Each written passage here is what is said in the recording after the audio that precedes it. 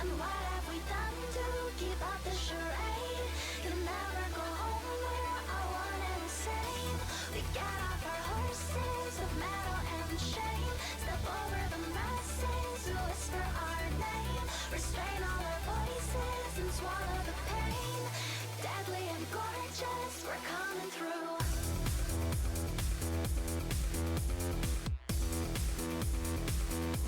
We're coming for you.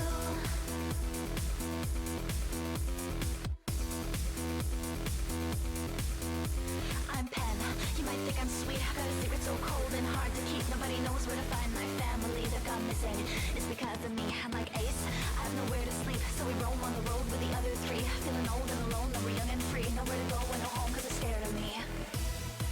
Listen, it's fixing to your cold heart knocking. It's your heart blocking it. Sky what you're fixing. All the holes where life should be. What do your eyes see true? We are fishes, though we never intended to be malicious. True, we're all in this. Fan out the boring and repetitious. Yes, we're suspicious, so we leave no trace when our job is finished. We are listless, and we tear away.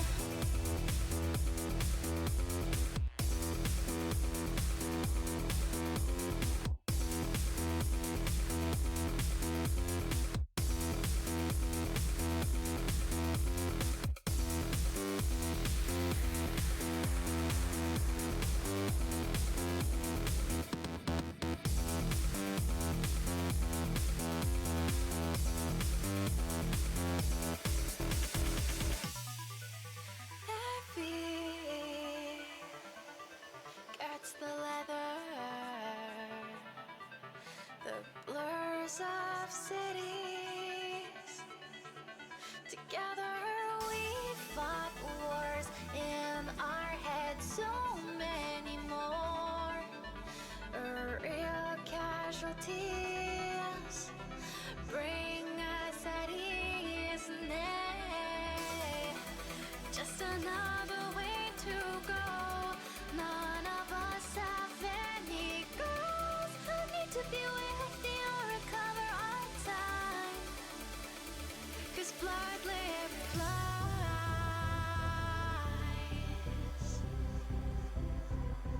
in their own skies.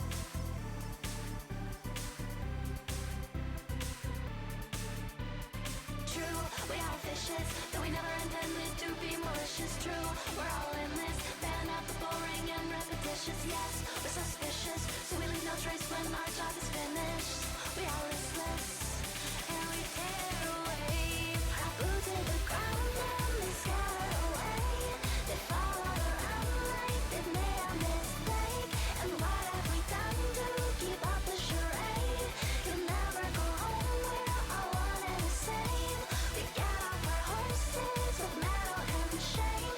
Step over the masses who whisper our name. Restrain all our voices and swallow the pain. Deadly and gorgeous, we're coming through.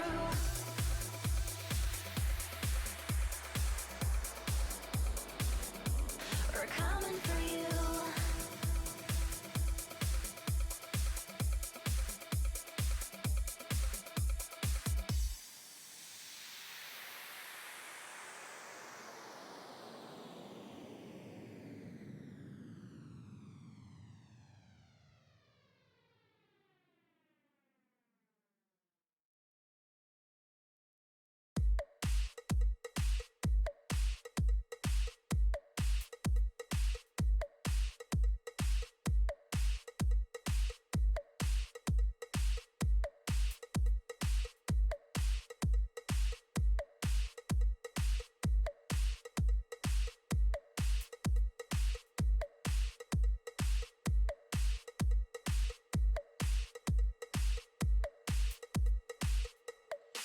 One love.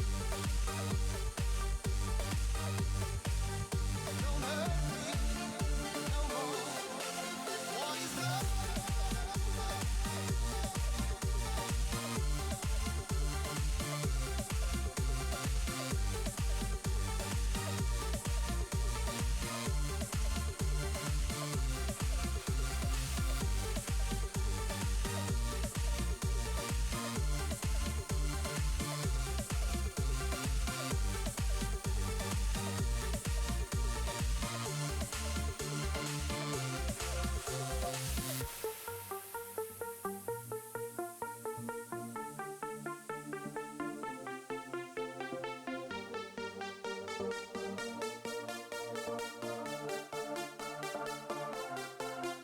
is love? Baby, don't hurt me. Don't hurt me no more. What is love? Baby, don't hurt me. Don't hurt me no more. What is love? Baby, don't hurt me. Don't hurt me no more. What is love? Baby, don't hurt me. Don't hurt me no more.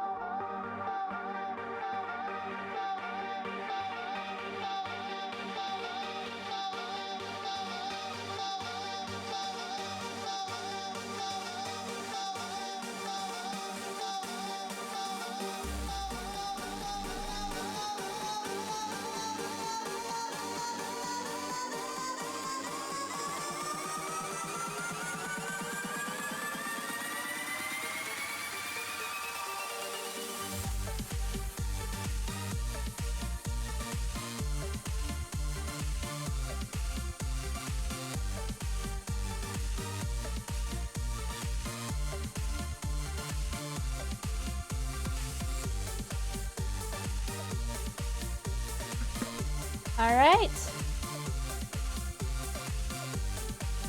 1 second here. I think it's time to get started. Let me turn down the music a bit. All right. I think that should be good. Yeah, it's hard to see. Oh God, why is my screen messed up? 1 second, guys, while I deal with that. The screen is not where it should be. That was a little bit awkward. Wait a second. I don't know how it got moved. Got resized. All right. Bear with me, guys. I'm just kind of fixing that, and then we can actually get started. All right. But welcome, everybody, to episode 8 of the Chillest podcast. So if you guys don't know, we are a stream team called the Chillest. And in February of this year, we started a monthly podcast series where we talk about Twitch, streaming, video games, and all that good stuff. So the episode for tonight, for September, is actually on partnership. It's called Twitch Partnership Part 2, to push or not to push. And we actually have one more participant who was supposed to be here, but he had an emergency that he's attending to. Hopefully he can join us later. Vinilis is his name. Hopefully he'll be able to join us later. But in any case, we're going to start out with just the 4 of us for now. But if you guys recall, we actually had an episode on Twitch Partnership about a couple months ago, back in June, I think it was. And for that episode, we actually talked more about kind of after the fact, what it was like, you know, after partnership, after the hype, 1 year, 2 years down the road, what is that like? And we had some really good discussions there. We did touch a little bit on what it's like to push towards partnership and to, work up towards it. But we didn't go as in depth for that episode, whereas this episode is meant to cover what it's like trying to obtain partnership, what it's like to do a push or to not do a push actively for partnership. So looking forward to some good conversations tonight and discussions in general. And as usual, as we usually start out for these episodes, we do some brief self-introductions for everybody who doesn't know who we are. And then, of course, we're not the only ones on the team, so do follow everybody on the Chillest, not just those of us in the episode tonight. Like I said, amazing casters on this team, and you will not regret checking everybody out, so make sure you do that. To begin with, I guess I'll start the introductions. So I'm Snowlit. I am the creator of the Chillest, and I usually do, I guess, all the leader stuff. I don't call myself a leader per se, because I feel that I am on the same level as all my peers on the team. So, but I'm a variety streamer. I've been streaming consistently for almost 2 years now, been partnered since February of 2015. And I do a variety of games. And recently I've been playing a lot of Fallout 4. But other than that, I just kind of play a little bit of everything and anything. And that's really all about me. So next we're gonna go clockwise. Next is Spoonie. Oh, hey, I'm usually last. Hey everybody, my name is Spoonie. It comes from the Final Fantasy IV quote, "Use Spoonie Bard," because I'm basically a giant RPG nerd. I stream 5 days a week, and I am a variety caster that mainly focuses on RPGs, usually retro, or pretty much anything Final Fantasy, because it's awesome. And I've been streaming for about a year now, and I've been, I think, part of the Chillest for, oh gosh, I lost track, probably like 9 months at least. I lose track in the middle of the friendships, but I don't know, I just like to have a good time, and pretty much be laid back, enjoy hanging out with my community, and that's about it. I dance. Is it me now?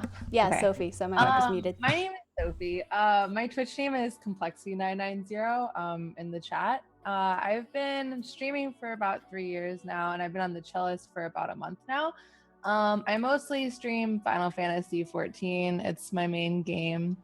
And yeah, I guess that's me. Okay, this is me. Yep. Hi, everybody. My name is Official Daikon. I go by Dai or Dai-chan. I'm a retro variety caster, and I'm actually now an amateur speedrunner. I speedrun or attempt to speedrun Super Mario Brothers 3 on the NES. I currently do the warpless route, and I do a dual cast stream, as in like dual language stream of Japanese and English. Yeah, and I'm a big equipment. I love microphones, speakers, and gear, you know, mixers and stuff like that. So yeah, that's me. Awesome. And like I said, we're actually missing one person, Vanillus21. He had to tend to an emergency, like I said, but hopefully he'll join us, hopefully about midway through the episode, if not sooner. And, you know, you'll see him pop on if he actually can join us. But otherwise, without further ado, let's go ahead and move into our questions and discussion. So the way this works, we do have a question set that the the episode participants will actually, you know, chip in and answer. And if those of you in chat, if you have any questions relevant to the topic at hand, and you know they come up while we're discussing, please do feel free to ask.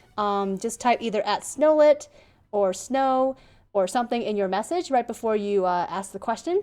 And if I feel it's a question that would be good for us to answer, I will ask it to the other episode participants. So don't be afraid to ask questions. Get involved in the discussion.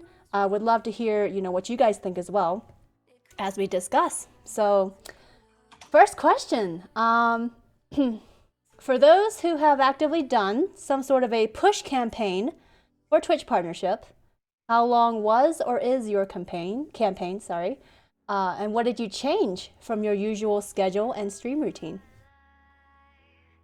Can I ask a question about that? Like, what do you mean by campaign? Is it Like an active, hey, we're doing a push for okay. partnership, hashtag Spoonie for partner, hashtag die for partner, that kind of a deal. I call that a campaign, even if it's not actively formally set as a campaign, and that's what I'm referring to in all of these questions. Okay, I guess I can start that one off. I honestly actually the first time I mentioned partnership or actively pushing for it was when you posted it, Cersei-chan, on Twitter. That was October 15th of 2015, I believe it was. I think that was not like a serious push, but it was actually no. I'm sorry. Yeah, okay, around October, and then the serious real push for partnership started in May of 2016 until about August. So about 3 months, I guess. I'd rather say that. I guess the most active one was 3 months. And as far as what did I change my schedule, I have not changed anything in my schedule. The only thing I probably changed was I streamed a little bit longer per cast. I usually cast about 4 hours or so, but during the push, I think it went anywhere from 6 to 7 hours average, probably 7 days a week. But I normally stream 7 days a week, so it wasn't, I guess, a big change per se. But yeah, it was an additional 2 to 3 hours per cast. Okay. Sophie or Spoonie? Yeah, I think I've basically done one what would be considered like a push for partnership. I didn't make like a grand announcement about it. I didn't really have a hashtag or anything, but I did talk to my viewers about it, about how I was actively pushing, and it was an aspiration. And I would say it went on for about 2 months, in the sense that I changed my schedule by streaming every day instead of taking days off. I was actively streaming every night, even the nights I didn't feel like it. And I've kind of taken a break from that recently because I needed to I was kind of burning myself out and needed to slow down. But I would say that was my most active push per se, and how I changed my schedule with it. And Spoonie? Well, I guess mine probably started in June. That's kind of whenever I announced like, hey, like I really want to push seriously for partnership. But it was also whenever I changed my streaming schedule.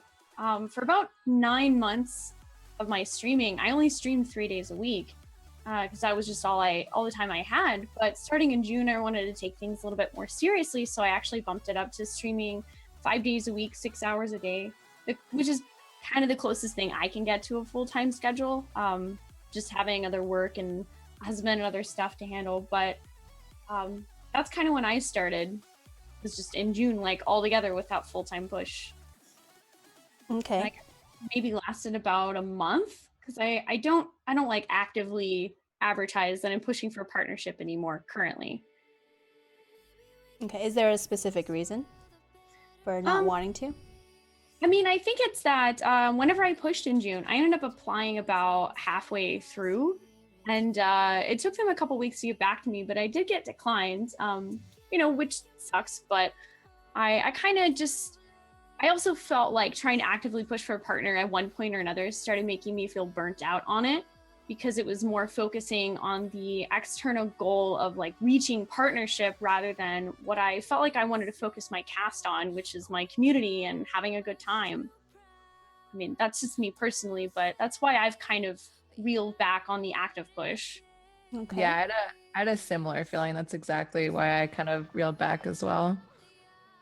Interesting. Moving on, do you utilize any tools or media outside of your stream to add to your push for partnership? What were they? And did you find these extra tools helpful towards your campaign? I didn't, and I kind of regretted it afterwards. I saw some people who were successful with Twitter campaigns and some people who weren't successful, but I feel like it doesn't hurt probably in most cases. So I kind of regretted not, pushing some sort of hashtag or like getting my community together on that note. Yeah, I agree. The biggest tool I think we used was the community, like hashtag, as previously mentioned on Twitter, just to kind of spread that word any way possible. As far as monitoring my cast, I used Stream Hatchet. I don't know if anybody knows about the site. It gives you detailed analytics when it comes to viewership. And while Twitch offers the dashboard viewership on the dashboard, it doesn't really show fine details of who comes in are regulars or what part of the viewership was, let's say, for hosted viewers and stuff like that. So I used Stream Hatchet to kind of give me those extra details and see how we were growing as a community and see what we can do to further that. And I think that's probably the only tool that we used. I don't know. What I about think that's it. social media? Social media would just be Twitter. That's it. Just promoting the hashtag Die for Partner. I think that was it. And actually, I wasn't even actively doing that until May, I think. People were posting it, but myself actually posting that hashtag, I think started around May. Yeah. Speaking of Stream Hatchet, there's another similar website called Twinge, Twinge, that offers analytics and stats and all that, regardless of whether or not you're a partner. So if you're interested, do check it out.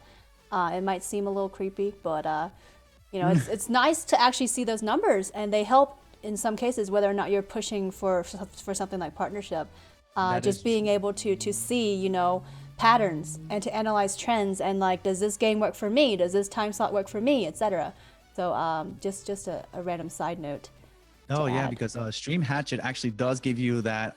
It tells you what games you played in the last couple days and the viewership based on that specific game that you had set to Twitch. So that'll show the numbers based on the game that you were playing too, which is nice. Yeah, I've actually started using both Twinge and Stream Hatchet because before I had only been using what was on the Twitch dashboard, which was kind of useful. I mean, they do have good stats, but I feel like it doesn't quite go into the detail you need. Like I was saying, Stream Hatchet actually shows you things like how many new viewers you had, how many regular viewers you have, which they basically count as anyone who's come to your stream and then come back. And then they also have like not logged viewers, so people that don't even have a Twitch account, and it shows you your max viewers and then an average kind of viewership. So it's a lot more in depth and helpful and like showing you kind of where you're going and what you have, as opposed to just like one number that's like, yep, there's your daily concurrent, including even this number that they got like at the beginning of your stream and only like 20 people had showed up by then. Mm-hmm. Yeah, so I think even if you're not like consulting those tools all the time, they are there, and they're tracking your info whether or not you want them to. So you know, if you want, I mean, just to look at it and to analyze stuff.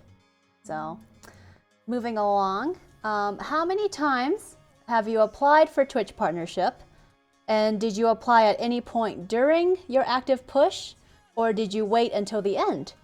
How often would you advise others to apply when they're planning their push? Okay, I guess I'll start that one. I've told from September 2015 to August 2016, I applied 10 times. The last one was, I guess, at the tail end of the campaign where due to work schedules and stuff like that, I couldn't really push as hard as I could anymore. So I kind of figured, you know what, this is it. Let me just do it one last time. And I applied then. But I think the first, like when it was not so active from, let's say, October to about May, I think I applied maybe every month and a half, I believe. But when I actively got into pushing for partner, I think I did more like every 3 weeks, every 2 to 3 weeks. Something like that. I applied for a partnership 12 times between September 2014 and like now. But I also had changed my stream a lot between then. I applied like 3 times back in 2014, and more like the rest of the 9 have been in the past year. I mean, I don't think it hurts to, they always say it doesn't hurt to apply as much as you can. So when I was actively pushing for partnership, I was applying, I think I applied 4 times during that push. I applied the first day and then like every 2 weeks subsequently after that. So yeah. Well, I've applied, I think 5 times now. So the first time I ever applied for partnership was back in March. And that was actually before I had done anything towards like actively pushing for partnership. I just thought I'd had decent growth, and I figured, you know, what the heck, I've never applied before. This couldn't really hurt. And then most of my applications have been during my active push. Like I only got to apply the 1 time in June when I was really actively pushing. And then the other 2 I've just kind of applied here and there afterwards. So like, I think I applied once in July and then a couple of times in August, just to keep showing my interest, because I am still interested in getting partnered. And you also have to keep in mind that multiple people work at partnership, so you never know, you might get one person that maybe just doesn't really like, they probably like maybe wouldn't watch your cast, because everybody's kind of different anyway. We all like different kinds of streams here on Twitch. And then the next time you apply, you might get somebody who looks at it and maybe sees something the other person didn't. So what do you feel like is just a general follow-up question, what do you feel like is a good amount of time to wait at the very least before applying again from like the last time you apply? The official page says 2 weeks, so that's kind of what I went by. It said, wait 2 weeks. I did have one time where I applied a week and a half after I had applied the first time because I got a little excited. And they, within 24 hours, they sent me the exact same rejection. So I think maybe they have some way of like, if it's below the amount, they're just like, we're not even gonna look. You gotta wait the time we say. That's just my guess, but. I've actually had that same experience. At least the last time I applied, like I had been waiting at least the 2 weeks, and then I just waited about a week and applied, and I got one within 24 hours. Yeah, I've gotten one too like that within 24 hours. Yeah, I would strongly suggest the once every 2 weeks, just in case. If it's posted there on the website, I think it's courteous to just follow that and do it once every 2 weeks. Okay. So in that case, where are we?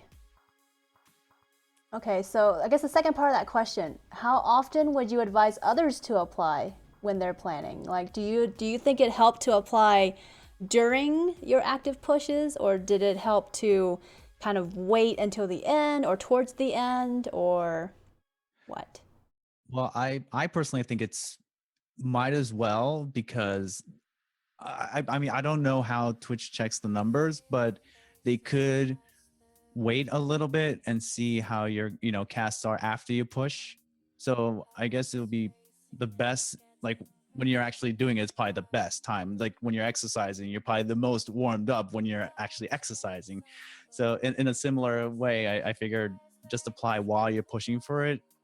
And then who knows, they may check it out while you're still pushing. So that might be very useful, versus if you're at the end, you might take a step back and be a little bit more relaxed, and maybe you won't be, it might not show like numbers wise. So I'd say why not just during it. Okay. I mean, I pretty much agree. Just apply like during your push, at the end of your push, pretty much. If you're actively looking for partnership and you think that you have the potential for them to look at you and go, okay, like maybe you are what we're looking for, then go ahead and apply. I mean, the worst thing that can happen is that you get another decline letter. Mm-hmm. And especially like if you've already applied, it's like, well, I've experienced that before. And like I said too, I don't know how they look at things. They might also actually look at how actively you apply. They might look and just say, hey, well, this person has kept applying and they have been growing. So like, it's really obvious to us that they do in fact really want partnership. Well, we're also looking at a question here, sorry, randomly from Sailor V. When you're looking at your concurrent viewer numbers, what's a good average to aim for before applying for partnership? And the answer to that is actually ideally 100 plus.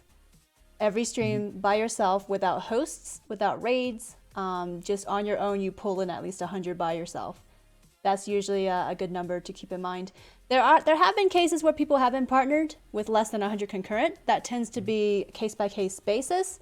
I know that in creative, for example, you don't necessarily have to have 100 plus every stream. They do it by case, depending on the content that you deliver, as well as what you normally stream and stuff like that.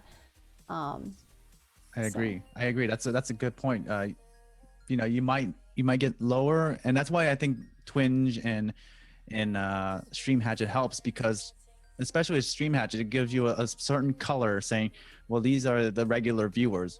And if you have a certain amount of viewers from hosts, it will come in a different color. So your overall viewer count might be 150, but then if it's if the dark green where it represents regular viewers is, let's say, 60, then it shows, well, what's your core audience. And I think that's what Twitch mostly look at, is that what's that core, what's your community all about, and is that growing rather than just pure viewership numbers.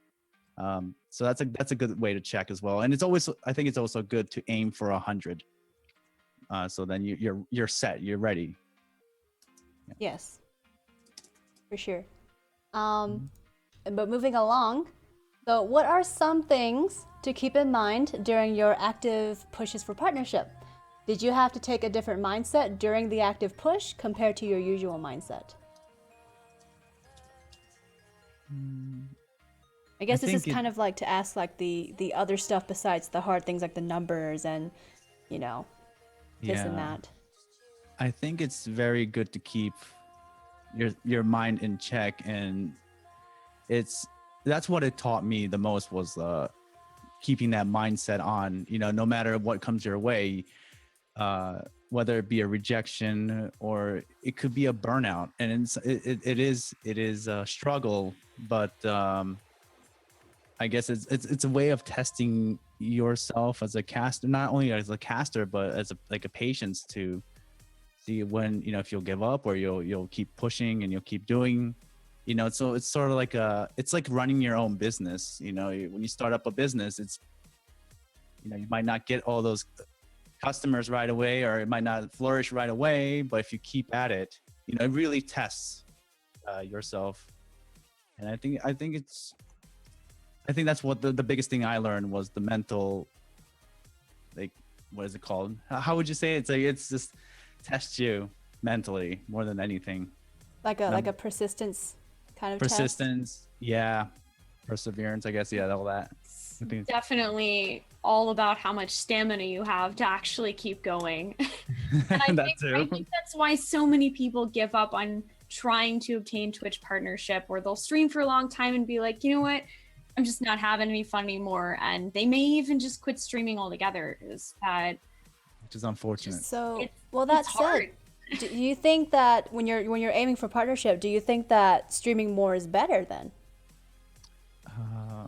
Do you mean like streaming having more time and more often and longer? Yes, but only if it's not going to burn you out.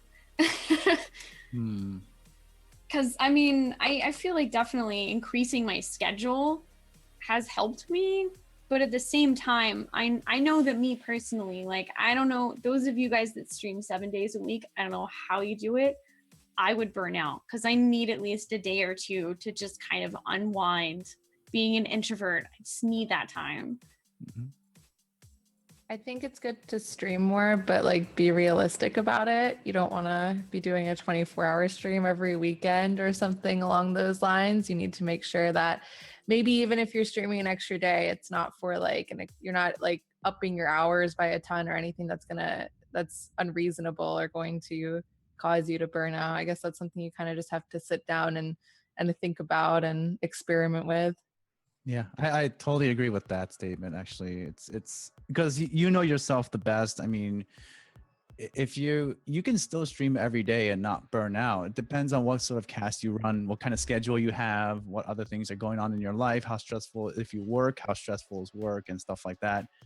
And if you add another day, but if you're only casting, let's say 4 hours or so, it may not be as bad as if a normal caster is doing 8 hours and you're adding another day. So yeah, it really depends, I guess, on the situation and how people handle with stress and stuff like that.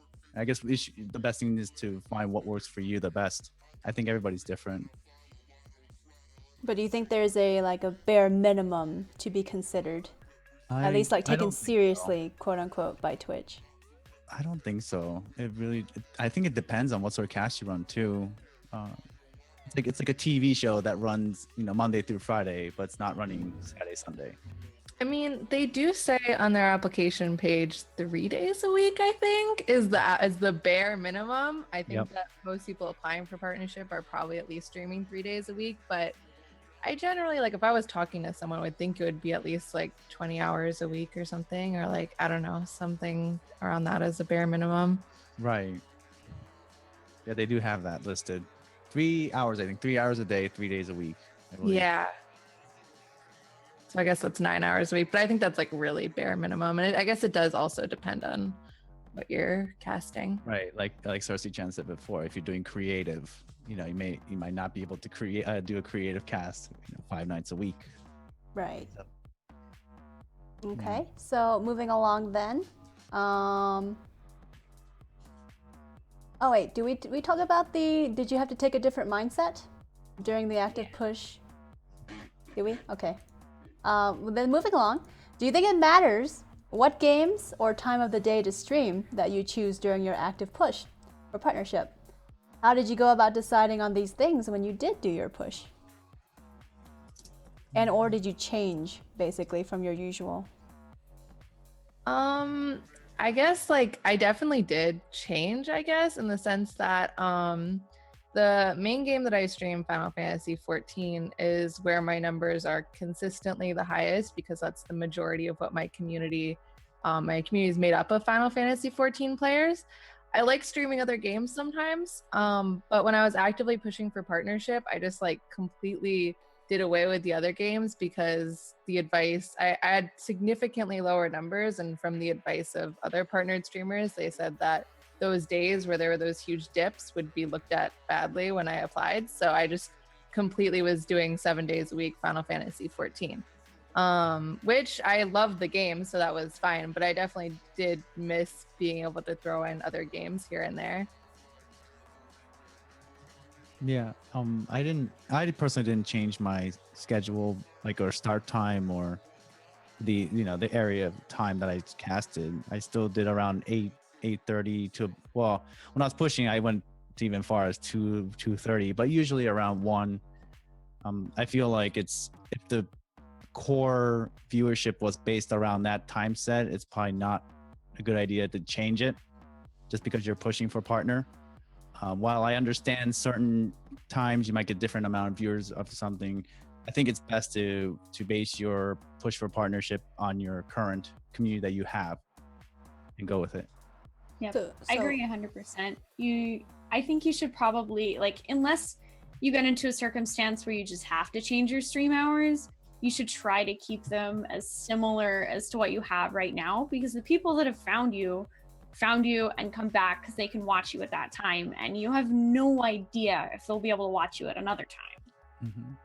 So how do you feel about like deciding to, I guess, capitalize on like a new game release and, playing it hardcore for like 3 weeks upon that game launch or game release, and that helps you pull in numbers because it's a new game, and for some reason you just happen to get the right numbers. How do you feel about that? It might not be a game you normally stream, for instance, but do you think, is that a good way to try to do a push for partner, is just to capitalize on a new game launch or a new game release? I don't know if I can talk about that because I do retro. I'm kind of in the same boat. I mean, I've seen people do that, and I don't think it's necessarily a bad way of getting partnership. I mean, I also know that some people do that, and then when they go back to playing the games they normally play, they might lose some of that audience.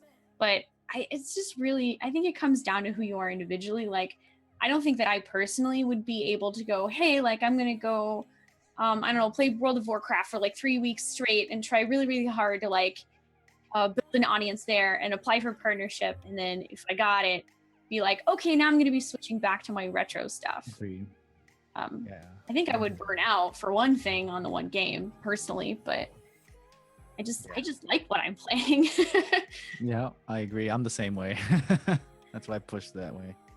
I've never like played a game right when it came out on Twitch, so I definitely have zero experience with that, but I feel like this kind of goes off on that. I play Final Fantasy 14 every night, and there's times when there's not any new content in that specific game, and there's definitely less audience on Twitch because people are kind of taking a break from the game, which is one of the reasons I kind of stopped pushing for partnership right now, because a lot of my community is taking a break from the game. Whereas at the end of the month, a huge new patch is coming out, which I think would be a great time to like really like go hard on like playing like longer hours again and stuff. So I think like taking advantage of maybe like new content or like new DLC or whatever it is, and the games you normally do play is probably a good thing that you could do. Good advice. Good advice. So we have a question in chat that actually is related to our next question. The question is from Cruzette saying, how do you know you're ready to push and when to apply? I think the biggest thing is where you are mentally, I think, because I think pushing for partnership is like it's a commitment that you have to make. You should expect to get a decline letter. I don't think anybody would mostly get a partnership on the first try. So have to have that mindset of commitment that, hey, listen, I'm going to push for this. It's not going to be easy. I'm going to get rejected. I may question myself at times as a caster because I've gotten rejected. And patience, I think it really tests you. So I think having that mental mindset, locked in is probably the best advice I can give. And that's probably when you don't want to just go in saying, well, I may have the numbers, let's just go for it. And once you start, you don't want to just stop midway. You want to go as far as you can with the energy that you have, and you just go with it and see where it takes you. Well, that's also related to that mindset is related to the what if you actually get it, and then what? If you're not mentally prepared for what partnership entails, you're just opening a can of worms, and you don't know what to do, right? Well, that depends on what your goal of after partnership is too. I mean, I don't know. I mean, it's like what's the purpose of you getting a partnership? I think and I think depends on how you push. If you have that mindset to push hard as you can to get somewhere, I think that's one of the stepping stones into partnership. And because you had that mentality of, hey, listen, I did this. I had this mindset. I got through it. Let's see what's up next. And you can tackle it in a similar manner where it feels at least a little bit more comfortable, I guess, So I think it's a good way to have that mindset and go in. I think it sets you up for challenges, upcoming challenges, like you said, after partnership.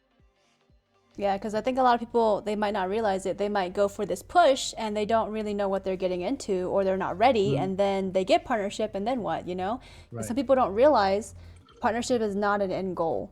No, it's not. It's the beginning of everything. It's the beginning of even more work.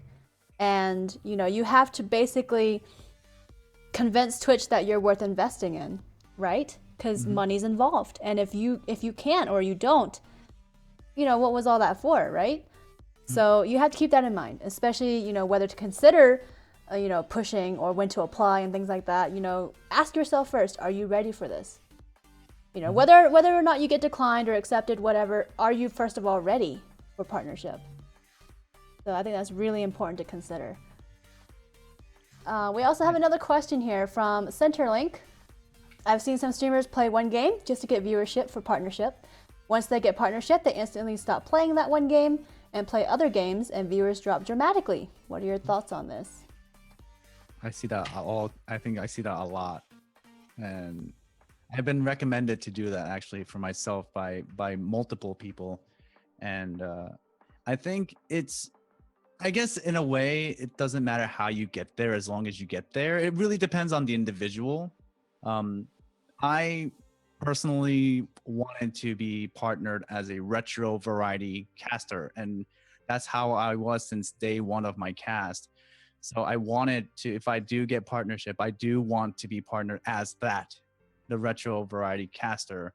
So I guess it all depends. Some people are okay with, taking a step by pushing what you wanted to do and go do something else just for the push and then go back. I guess there's no right or wrong to it. It really depends on how you want to approach it and if you're okay with it. Or, I mean, me personally, if I knew myself that if I changed it, I think the community might react to that too. I don't know if that would be a positive or negative, that I would not know, but I know the community, I think, would notice that I changed the game specifically for partnership. And even if I did get partnership on that one game and go back to what I was doing, yes, I do have a partnership on, but back in my mind, I know I got partnership because of that one game, not because I'm a variety retro caster. Twitch did not partner me because I'm a retro variety caster. No, Twitch partnered me because of this X game. And I don't think I would have been able to live with that, me personally. But again, everybody's different. So I guess what's the most comfortable for that person? I only played one game for the most part. And it's not, I do enjoy playing other games, but I kind of did go in, I realized that I wanted to make a community around a particular game, and I realized it might be better for me to focus on a game. That being said, before I had tried other games. I tried playing WoW. I tried playing a couple other games exclusively, and I did burn out pretty quickly. And the reason I ended up being okay with the idea of playing Final Fantasy 14 only is because I really do love the game. I mean, I have like 4,000 plus hours in it, which goes to say I can stream it every night and want to stream it every night. So I think if you are going to play one game, it shouldn't be with the idea that when you get partnered, you're just going to stop playing that game. You should be willing to continue. I think that it's best if you get partnered for what you want your cast to be about. I mean, you can get partnered for other reasons, but I think like kind of like Dai-chan said, it's more satisfying to get partnered for what your cast is truly about at the core, because that way you retain the community that you built through pushing for partnership after you get partnered. Mm-hmm. Very good points. Speaking from my own experience, I'm actually someone who got partnered from a game. But I mean, I don't necessarily look at my partnership as, this is only from Warframe. I have nothing else to give kind of deal, or like nothing else to offer talent-wise, etc. I mean, I consider myself in a lot of ways lucky to be where I was at the time, to be able to, get partnership first try, but it's also very rare. My case is not normal. And I like to think of it as Twitch saw something in me at the time that I didn't think existed, or that I didn't see in myself. And so like, whether you choose to stick to one game or whether you choose to diversify, it does matter, in my opinion, what game you choose. And as long as you enjoy the games you play, that's the thing, then that's nothing else matters. But at the same time, some games, I guess, are easier, to increase in viewership or to build a community from compared to others. If you start out as variety and you switch games a lot to begin with, it's actually harder, in my opinion, to build a community alone on that, just because you're switching games all the time, right?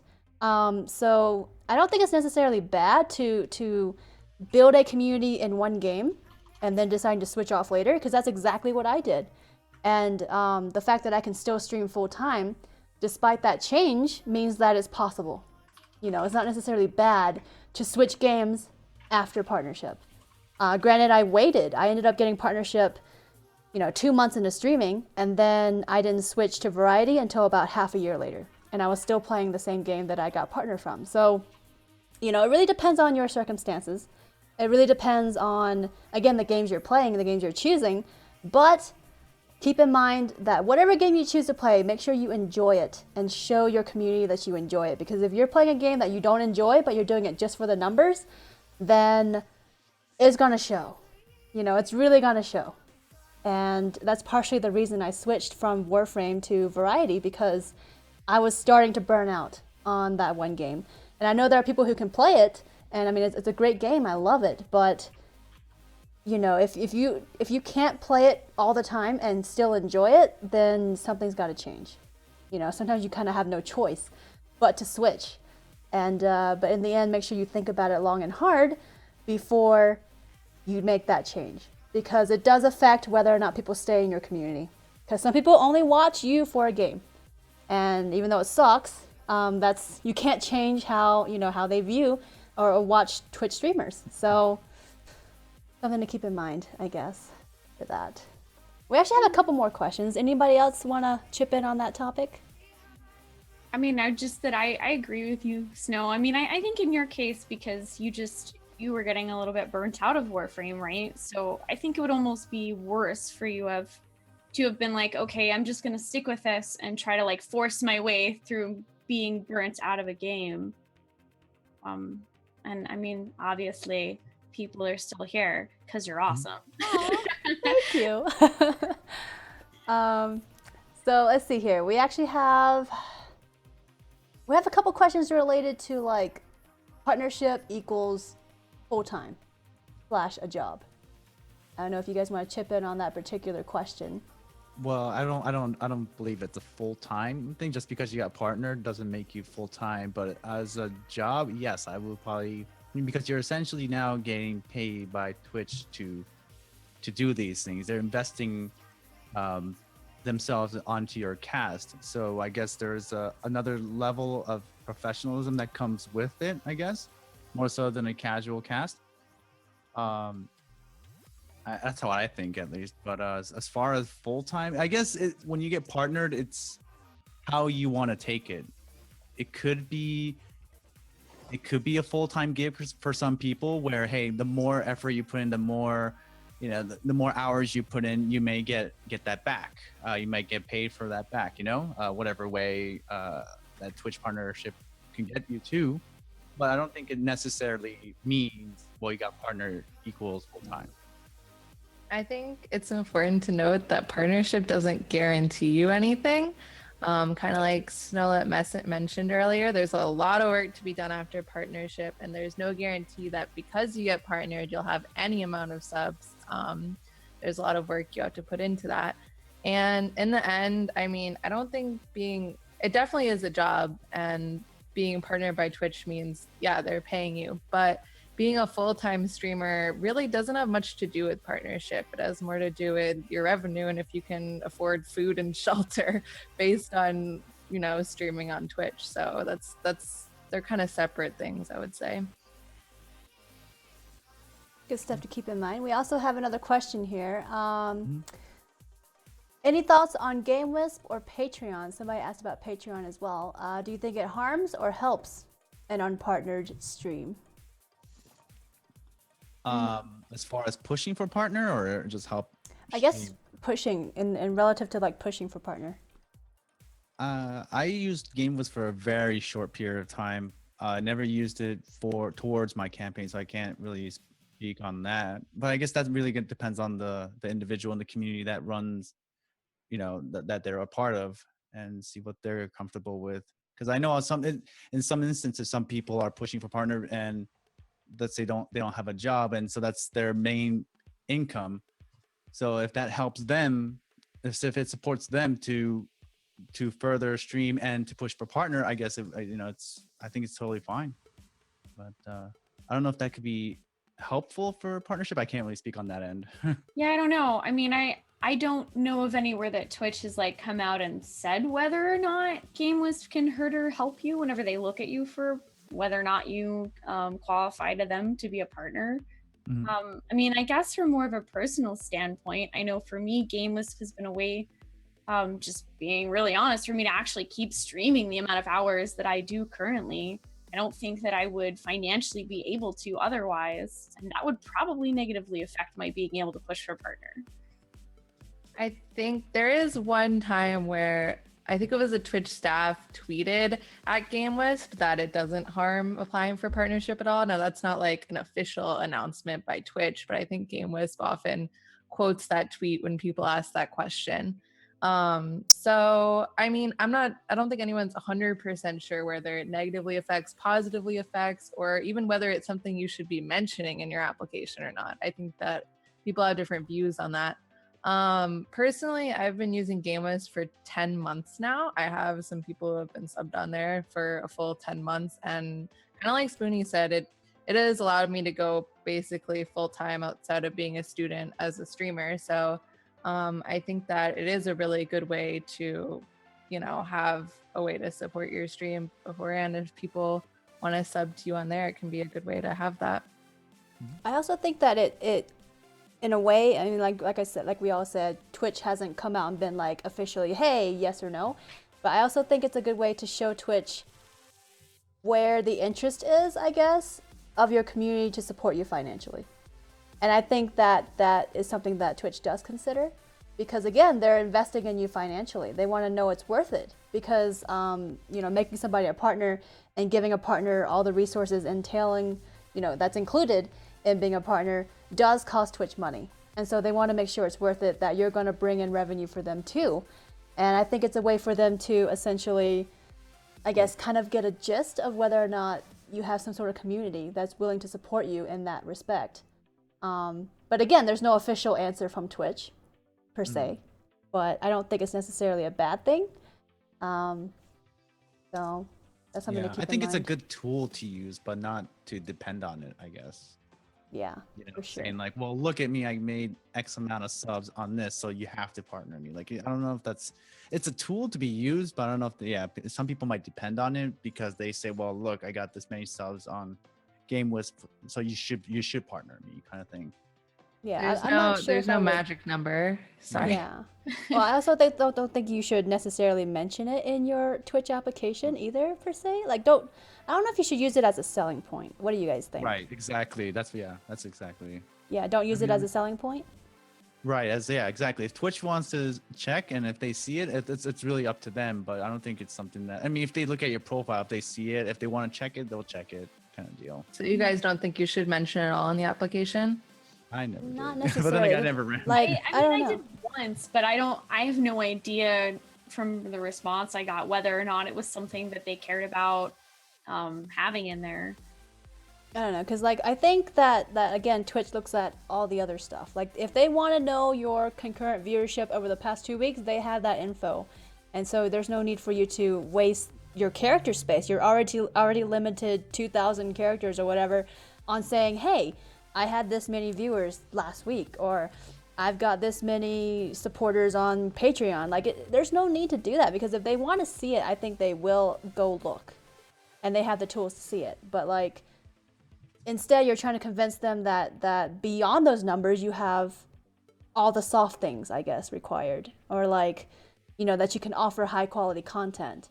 Because I think that's what they're looking for more so than just the numbers. Like, do you have something unique to bring to the table? Mhm. And so, I mean, you could pull in like hundreds and hundreds of viewers, but like if you don't have what it takes to keep a community, to make people want to stay in your community, to support you, to continue subbing, etc., they may reconsider. They might not want to necessarily give you partnership if they don't feel, that you have that something unique to bring to the table.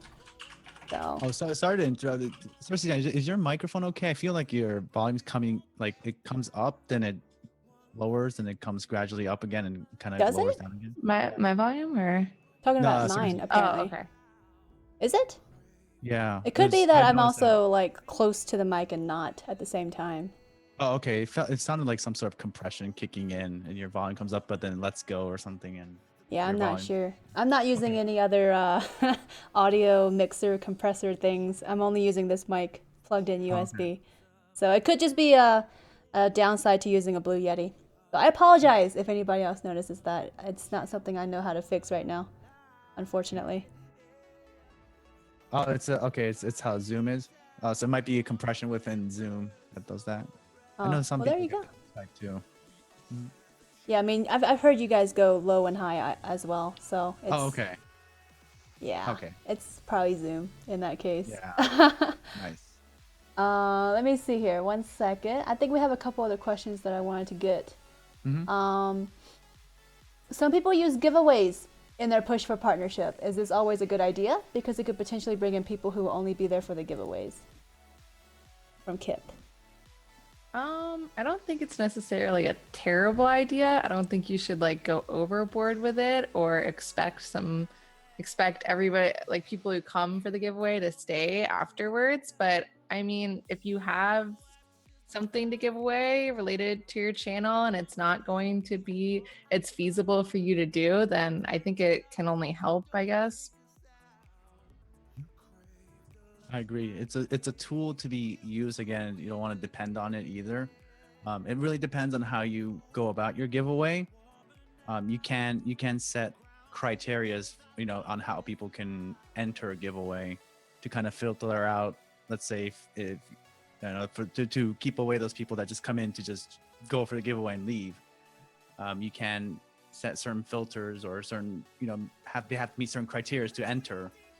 So, but then again, you don't want to just depend on, well, let's do giveaway every week to grow numbers or something like that. But like I said, it's a tool to be used, but I don't think you should depend on it.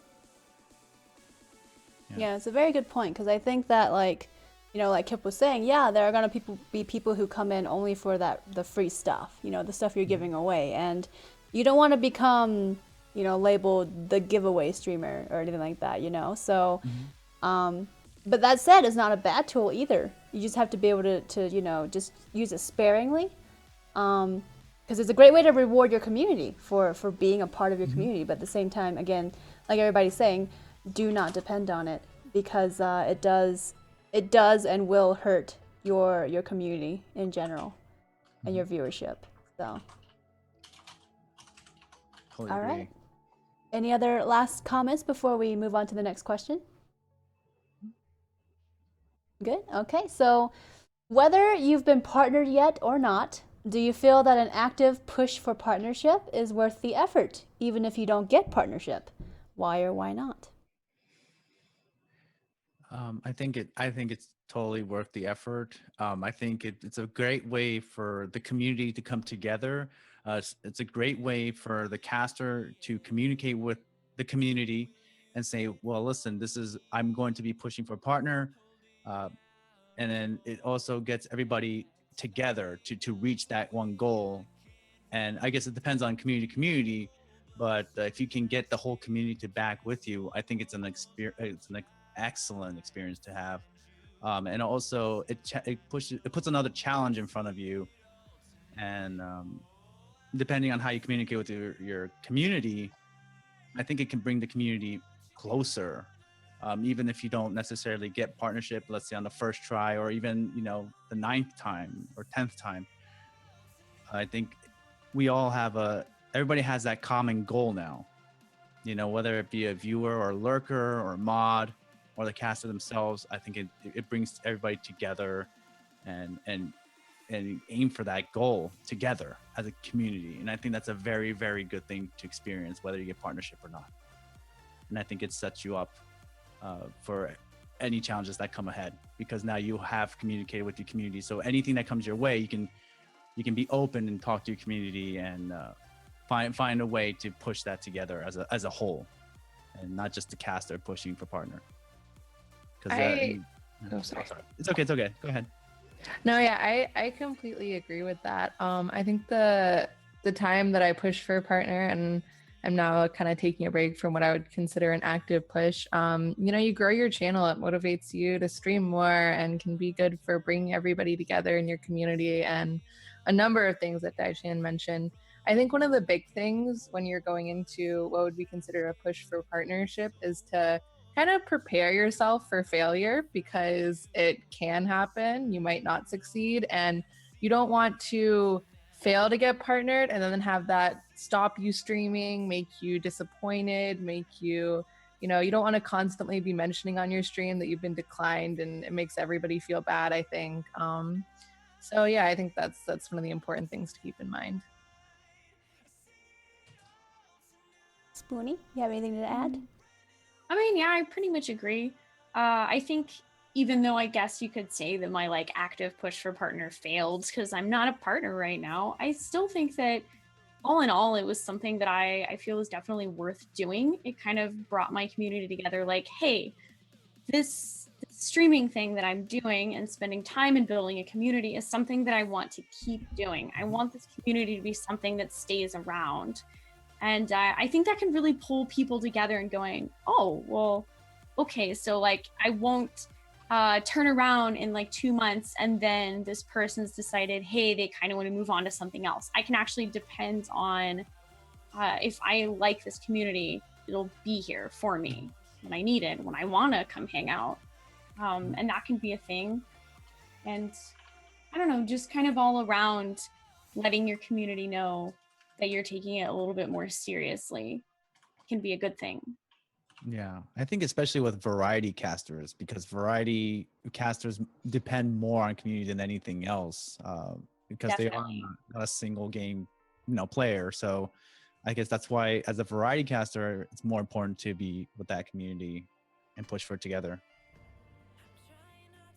Yeah, I think also a really good point is that all these good points made is that it's not necessarily a failure. Yeah, you might fail to get it this one time or this next time, but in the end, if you look at it as a failure, then that only brings you down. And plus, nobody likes the word failure, right?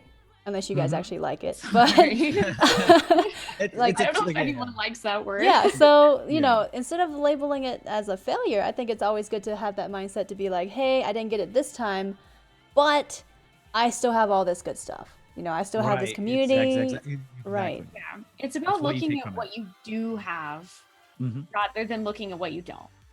Mm-hmm. Yeah. What did you learn? There's always something to learn from everything. So I mean, yeah, failure is not a word everybody wants to hear, but it's a good tool to use to better yourself. Again, it's a tool, so you don't want to just focus on failure, but use failure and take what you learn from it and then apply it to better yourself for the future. I think it's a good tool to use, because if you're just succeeding you have nothing to base on to improve yourself. But I think the failure gives you that. It sets that challenge in front of you and say, well, what can I do? What can I do to improve? And it's a very good tool, I think. Yeah, we also had a question earlier that I meant to ask, but I completely missed it. It was from Antanias about um, when a viewer watches a streamer they enjoy, apply for partnership multiple times, and then get rejected multiple times. What can they, as the viewer, do to help them, to help that streamer? Like, because viewers might want to help, but they don't know how. Like, they feel like their favorite streamer really deserves partnership, but is there something they can really do? What do you guys think? I mean, I guess the biggest thing is just keep watching the stream. Yeah.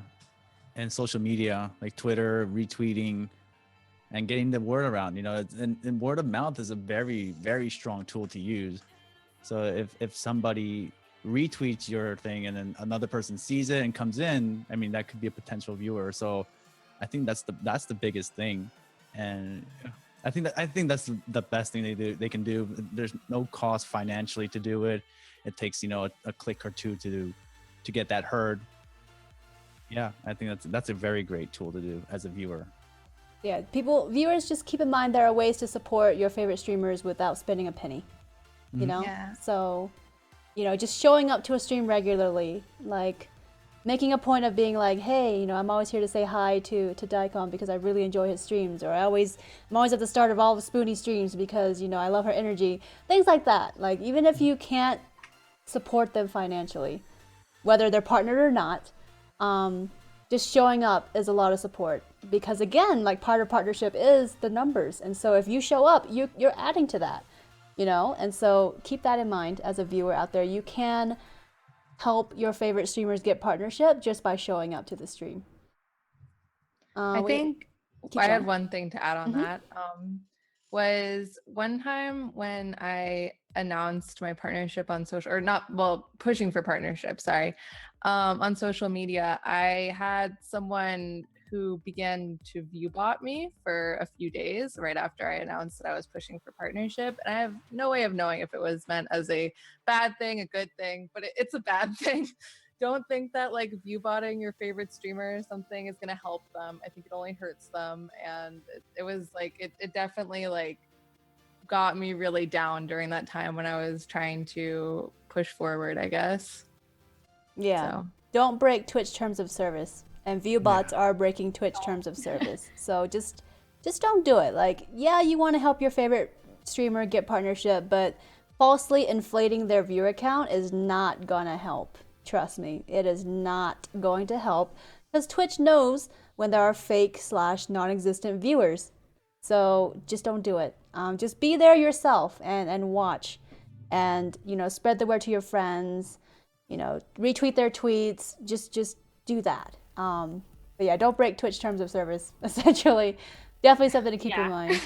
I mean, not only is it breaking Twitch TOS, but if you think about it from your favorite streamer's perspective, what if you did that to them for like 2 or 3 weeks and they thought that they had all of these people here, and then one day you stopped and suddenly their numbers dropped hugely, and maybe they weren't aware of what was going on. That would be kind of crushing, that what you thought was maybe a large chunk of your audience is just gone or never existed. Yeah, there could be some consequences from that, and then the caster might get in trouble too because of it. So yeah, it's not a risk worth taking, I think. Okay, so we have a couple questions here that I think we should answer. Do you think it's good to not just focus on Twitch and make maybe quality YouTube series about the games you like, etc., and have some sort of crossover? in order to obtain partnership? It really, I think it really depends on the caster, what kind of cast they do, and what sort of content they're looking to do. For me, I don't think I would have had the time because I have a full-time job and I do cast regularly, pretty much 7 days a week, for 4 or 5 hours a day. So if I were to venture off on a YouTube thing, I don't think I would have the time to do it, and that may affect my cast as a whole because I might be burnt out from going into all these different adventures. So I personally prefer to just focus on that one thing, which was Twitch. I think what it has to do with it is a big chunk of it is whether you have the time. I often think it can't hurt to have additional content out there. It won't necessarily be something that blows up and like is great, but it could be something that's just good. I personally don't really have a good time with video editing or like YouTube video making, so I think it would really like burn me out really quickly and would be something I don't necessarily have time for. I'd rather put that time into my stream, but I think it's all kind of something you have to think about personally. And if you do make something like YouTube videos, it probably could only help your stream. So I agree. Yeah, I mean, I wish that I had time to do something like YouTube, because I've always thought that would be a cool additional content, like put together, even if it was just like editing together playthroughs of games I've already done and putting them on there. That would be nice. I just haven't had the time, but I do try to at least put some highlights and stuff like that on YouTube. So you never know. There could even be just one person that comes across it on YouTube and goes, oh, hey, they stream on Twitch, and they find you and maybe they like you and stick around. There you go. And then there's also cases, which I don't know how common they are, of people who have a substantial following on YouTube and they do some Twitch streaming, and that actually does help your Twitch partnership application. So if you have a solid following already on YouTube, like you have, 50,000 followers or something, or 50,000 subscribers, sorry, on YouTube, then apply for Twitch partner. Guaranteed that Twitch is going to take that into consideration as far as, building your or extending your content over to Twitch. So something to keep in mind there as well. or even like a solid following on Twitter or Instagram or whatever. Basically, if they see that you're reaching a large number of people, that can only help like a lot. So definitely. We also have another question here. Before we move on to that, any other last comments on this topic? Oh, Venice is joining us. Nice. Okay, so let's actually answer this question here first. From Sergeant Swifty. What do you think about streamers that always have people on either Skype, TeamSpeak, Discord, channel call? Does this hurt the streamer, or is it good for the smaller streamers to perhaps be able to consistently talk and not have quiet moments? Hello? Is this working? Yeah, it's working. Okay, good. Sorry about that. No problem. I'm glad everything's all right, man. Yeah, everything's good. Sorry about that, guys. Awesome. So, do you need me to repeat the thing? The I question? apologize. Sorry. No Sorry, worries, I'm no worries, no worries. fat. Sorry. I'll buy everybody alcohol and sushi. So the question Nice. question was I won't say no. having friends, mods, whoever on voice chat while you're streaming. I Yeah. oh, sorry, go Oh, ahead. go ahead. I guess like the only thing I want to start out with is personally I made the decision to basically never have people like other voices on my stream. Sometimes I do if I'm doing a longer stream or I feel like I'm losing energy and I really need like someone around to talk to me. But I do advise, like usually when someone comes into my stream and they're just starting out streaming and they ask me how they can continue talking when they feel awkward, sometimes I do advise them to have not like overload the voices, but maybe have like one friend, maybe two around to talk to while they're playing. Because I really do think it can help, especially when you have like 0 viewers and just like don't even feel like talking because you feel like you're talking to no one. Right. Well, I think it's. Oh, I'm sorry. Go ahead. I'm just going to speak from personal experience. Back when I applied for partnership, I actually always had my friends / mods on my voice thing, like on TeamSpeak. And so, but it really varies. I think it does help to prevent you from having really long, awkward silences because you're just playing the game and you have nothing to say. but at the same time, I can see how it would detract or take away from your stream. So it is something I think to try to find a good balance for, but I don't think it's necessarily a bad thing, because I myself had that, and I still do it. I get my mods on my voice, but I'm always talking, so there's that too. But you know, over the months, it's changed from just, you know, casual banter with my friends on voice to I now have a separate channel in my TeamSpeak for just my stream, and anybody who comes in there knows that I'm streaming, and they normally would, I guess, because I'm always chatting. So it really depends on how you handle it. I personally don't think it's a bad thing, but at the same time, you want to have a good balance. I agree. It depends. Yeah, and I think you have a very, very good chat when it comes to that, Cersei Chan. You have a very good balance. Like when you're talking, you know, the mods stay quiet and nobody really talks over you or tries to banter in. And I think that's a very good balance. And I think there's that level of respect, which is really, really awesome. I find some casters, they bring people in, and it kind of overpowers the casters themselves. So when that happens, I think it could get chaotic in a way. And I think it all depends on what game you're playing too. I know I only do it for when I'm playing games with you know, the community or something where I can have my mods on or something like that. Typically, I don't, but I think it can work. It really depends on how you want to do your cast. Like the way you do it is perfect, I think. Thank you. Yeah, I mean, I agree. I like the way that you run that, Snow. I mean, I myself, I've never really had my moderators or anything on voice chat. I think mostly because I talk too much. Usually if I can't think of anything to say, I'll just start singing a really dumb song about whatever it is I'm doing. And I don't know how to stop doing that. So I feel like my mods would just be like, when is it okay for me to say a word? I think for me, I always try to find a solid, like Snow said, a solid balance with it. I'm never on. I don't have friends there just to chat for chatting's sake. I will only ever have I'll drag somebody into my channel, the live channel, if I'm playing a game that I feel I can bounce off of them well, and we can create some good content. But I never bring friends in just for the sake of chatting on stream. Like whenever it comes to, even with games that have a voice, like right now we're really heavy into Ark, and Ark has an in-game voice. It has as a VoIP that's built in the game, both radios for when you guys are far away and local chat when you guys are close in proximity. I always prefer to. I'm kind of quiet. Oh, okay. I'll turn that up. No, you're fine.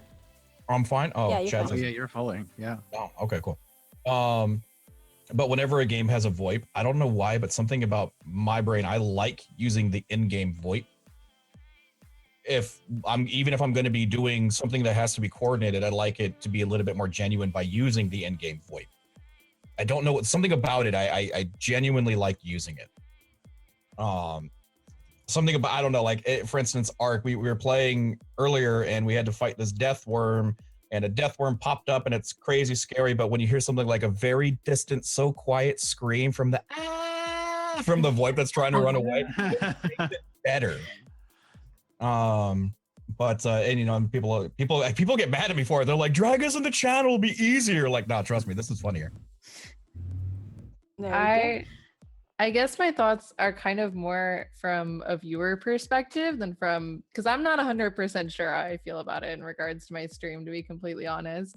But from a viewer's perspective, the streams that I've enjoyed the most that have other voices in them are the ones where if I'm a regular in the stream, it's the sort of same voices that I'm hearing. Like, if I can like recognize some of the people that are going to be talking to the streamer I watch, like that's pretty cool, especially if it's like, say, moderators or just someone that the person hangs out with a lot. That helps me in like not feeling overwhelmed by like the other voices if I feel like I'm hearing the same voices every time I'm coming through. Yeah, I would definitely echo that because a lot of my regulars hear a lot of my mods, and they've become known voices in my stream. So a lot of people actually, like, I think they find that because they have that familiarity, they are instantly drawn to just feeling like this place is a place where all their friends hang out because they're hearing the same people and they know what to expect, kind of a deal. So I can definitely, add on to what Sophie's saying. I do agree with that. All right then. Well then, moving along. Great timing, by the way, Ven. Ven, go ahead and give yourself a self-introduction since you're joining us late. So if anybody doesn't know, this is Venilis. He actually had an emergency earlier, but he's back and he's joining us now. So I'll let him do his introduction. Oh, okay. I'm fat. That's my go-to. I'm 4'11", 260 pounds, and my name is Ven, or Venilis, and I'm a full-time streamer. I stream 7 days a week, every day at 12:30 p.m. Central Standard Time. I'm a variety caster. I'm unpartnered.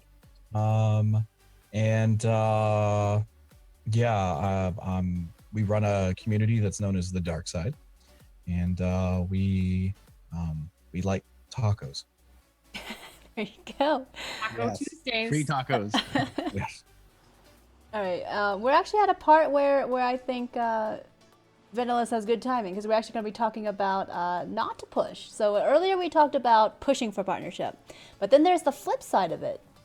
There's not always a need to make that active push for partnership, quote unquote. Many people have attained or plan to attain partnership without an active push for a number of reasons. For those who share this perspective, what is your reason for choosing to not do an active push for partnership? Okay. Okay, so this is I talked to Snow about this earlier. I didn't want to hopefully I don't want to offend anybody.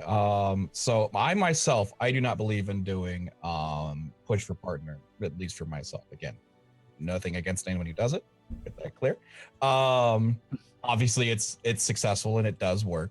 But for myself, I don't typically like doing push for partner. I don't like I don't typically promote myself outside of my own stream for the simple I don't know, I have a really weird mind when it comes to what I should and should not do.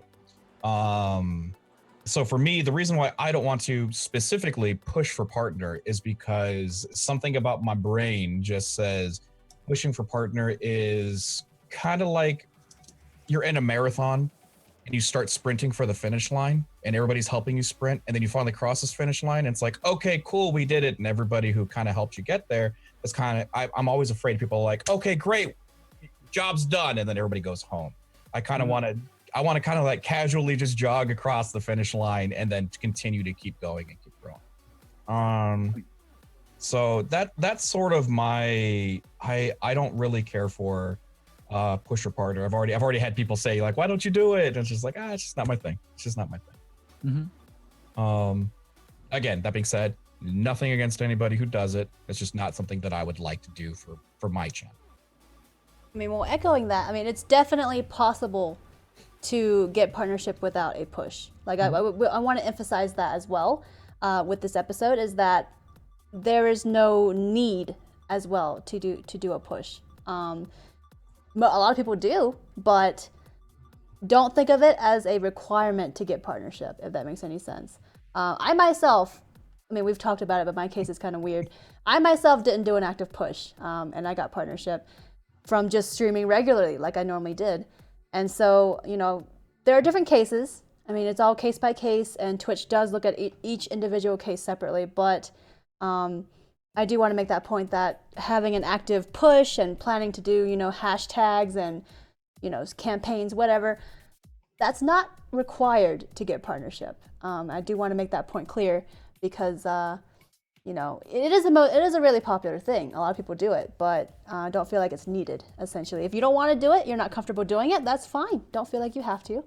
But moving on to this next question, do you think it's harder to attain partnership without doing an active push? And what are some things to keep in mind if streamers choose to take this route over planning an active campaign style push? I apologize. Is that question somewhere? Because my follower alert went nuts. I didn't realize I still had the program up. It's under the Chillest Discord server under podcast notes. Yeah. Okay. I got can it. repeat it. So, do you think it's harder to attain Okay. partnership without doing an active push? And what are some things to keep in mind if streamers choose this route? I would say for me personally, I guess it is harder because I'm not partnered.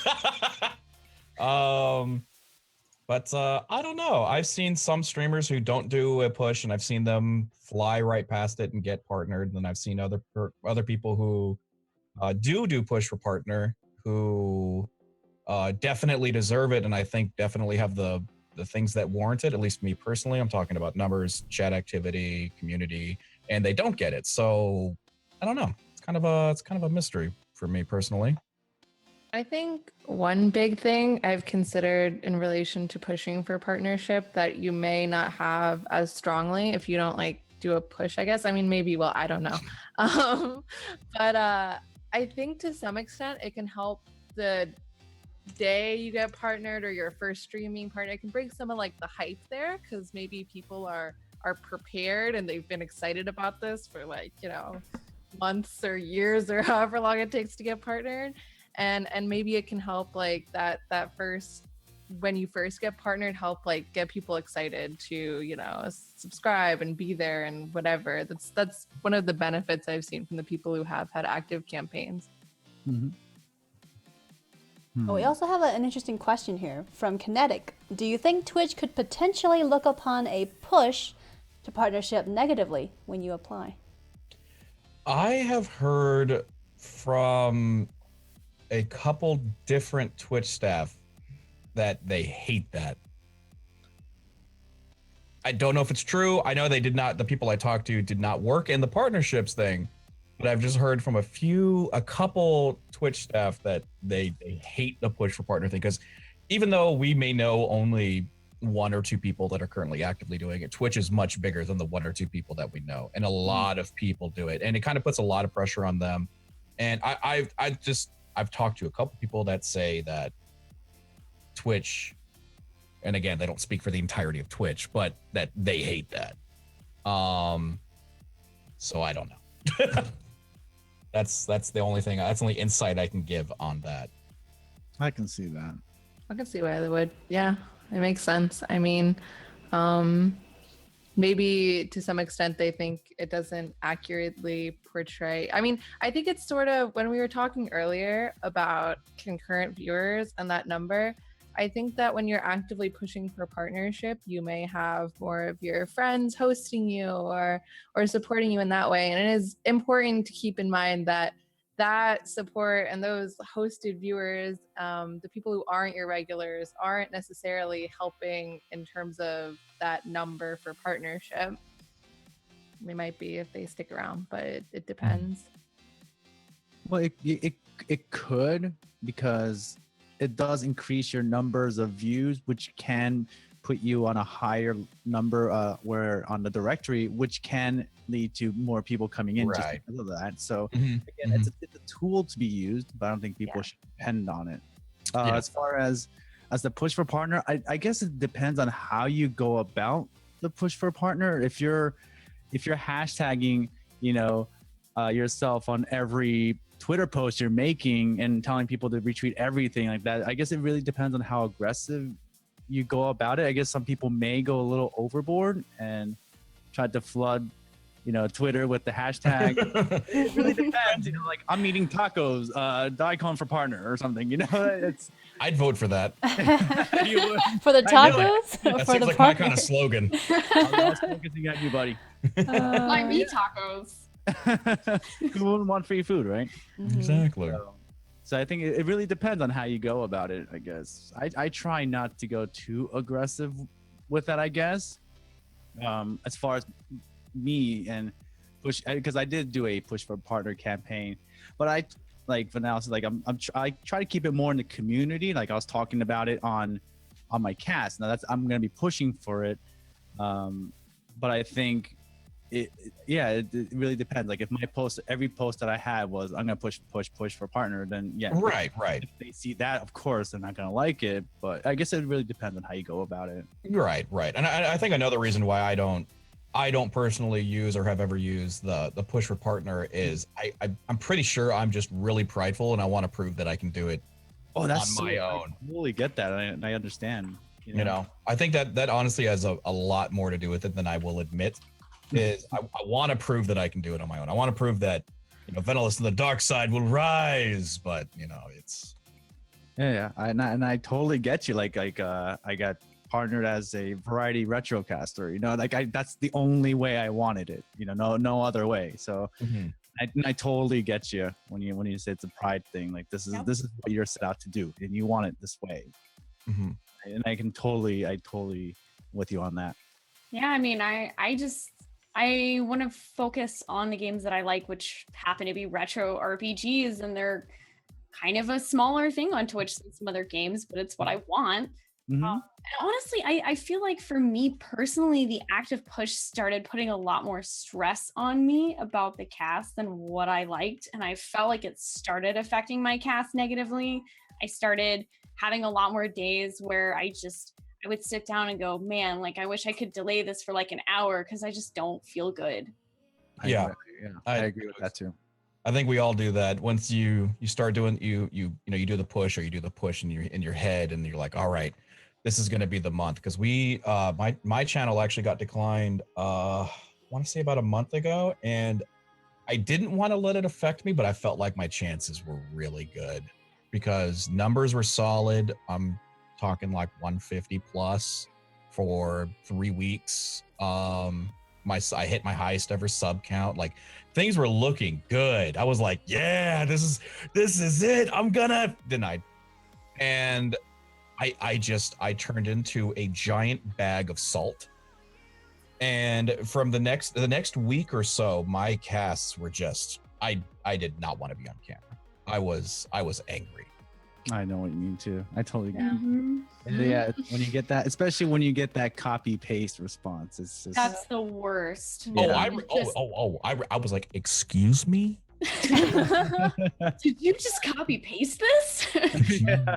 Could you please give me more detail as to what I need to do? And I got a response that was like, you need to use Twitter more.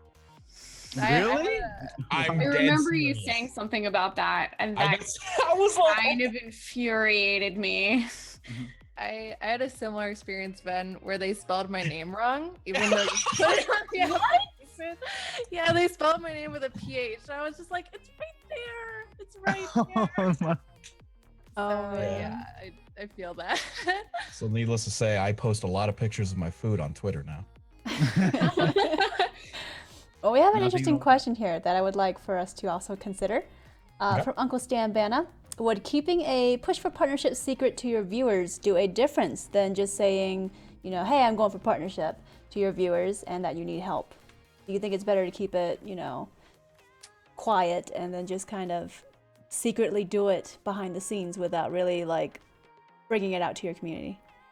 I don't think there's a right or wrong. I think it depends on how you are with your community, and like I think there's a pro and a con. It depends on how you want to approach it, but I think it's just cool. Like for me, I did it because I wanted the community to come together and say, this is where I want to go and this is where we are headed to. And it's kind of, it makes, to me, it felt like the cast was involved. Everybody was involved. The whole community was involved on going to this one place, and if they want to help, hey, if they can retweet, that's cool. If not, that's cool too. But letting them know, hey, this is where I'm headed. And this, I'm going to keep going until we make it there. It kind of gives, I guess, like inspiration to other, the other people in the community, to I guess, even in their own lives, it kind of lights a spark in them, And then it was kind of cool, and also brings the community together. Yeah, that's what I think I like the most.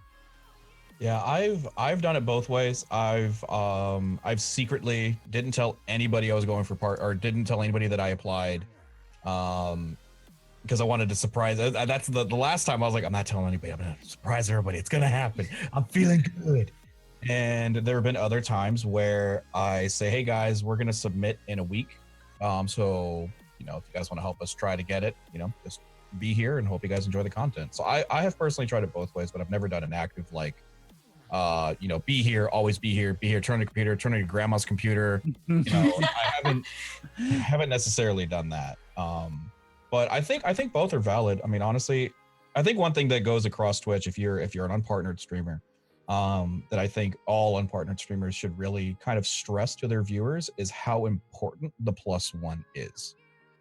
The +1 can go so far. It is, yeah. So I think that's something that a lot of casters should stress to their viewers a little bit more if they do want to grow, because being buried in a category in a game that's a heartening thing on Twitch as a caster. Yeah, I totally understand. Especially as a retro caster, it's really, really hard to, because nobody searches those games. Like if I'm playing an obscure game retro wise, it's like no one's gonna be searching for, I don't know, some retro game that nobody ever played. Especially like a Japanese title. No one's gonna I mean, yeah, there's no way to find those games, and unless you're somebody who's like, okay, this really, really specific game on Twitch, I'm gonna find it and I'm going to follow that game, and I'm going to watch it 24/7 to see if there's a caster who will play it. Yeah, you follow, right? You follow that search of that game and see if an email comes to you. Yeah, that's how I started too. Like because I wanted to find retro casters and I wanted to see people play retro games. So I remember going through the directory, going all the way down. I still do that. I still go at least a few times a week. I'll be like, all right, like I still want to find more retro casters to like connect to. It's hard to get us together because of that. Yeah, and a lot of it's a lot of speedrunners too. That's why it's, for me, I try to find more variety, and it's even harder to find when it's retro. Yeah. Okay, well, moving along then. So what do you think are the advantages of not doing an active push? I guess less, I mean, I don't know, in regards to what I said earlier, less stress maybe. It's definitely been less stressful for me now that I'm not like, yeah, I'm pushing for partner, yeah, like Finn was saying, turn on your grandma's computer for me. Log on from your phone. It's just pretty much, hey, like, I'm going to play this game I really like. You guys should come hang out. Yeah, I don't know. I think one of the advantages is, like Spoony just said, absolutely less stress. Because after the last one, I put it in the Chillest Discord, and I absolutely meant it. I won't be applying for a very long time for the simple reason of my new goal is to have fun, do what I do, and become successful enough where Twitch approaches me. That's the general plan, because we're doing well for like we're doing well. It's really humbling to have almost 140 subs on GameWisp, and it's humbling, you know. So it's like, hey, if we hit 200, maybe Twitch will approach me. If we hit 300, maybe Twitch will approach us, you know. So it's like, at this point, let's just have fun. That is amazing, because you that's how you basically survive, right? I mean, the game was, yeah. I mean, the thing is, I honestly feel like this is just kind of my perception. I don't really have any hard proof or anything, but I feel like it's a lot more difficult to find somebody who's willing to go to an external website to sub you, just because of the extra steps you have to take. You have to make an account, you have to do the billing. I mean, GameWisp, I mean, as great as they are, they don't offer as many payment options as Twitch does. You don't get global emotes. Like it's much subtler. So it's just, that is really humbling in general to like have people go out of their way to support you like that. Yeah, it's honestly really crazy. And it's one of the things that I actually did try to stress slightly in my last email was, you know, I have 100, when I last applied, I had like 130, I want to say. And I said, you know, I have 130 emotes. Imagine how many that would translate into Twitch with the button being right there. You know, because people are all about convenience. If it's the buttons right there, it's like, sure. But if you, okay, yeah, sure. Also, I have to log in over, close my. Yeah, I think that does make a big difference. You know, and it's, so are there any advantages? Less stress, and I do kind of feel like I hope it'll be worth it in the end.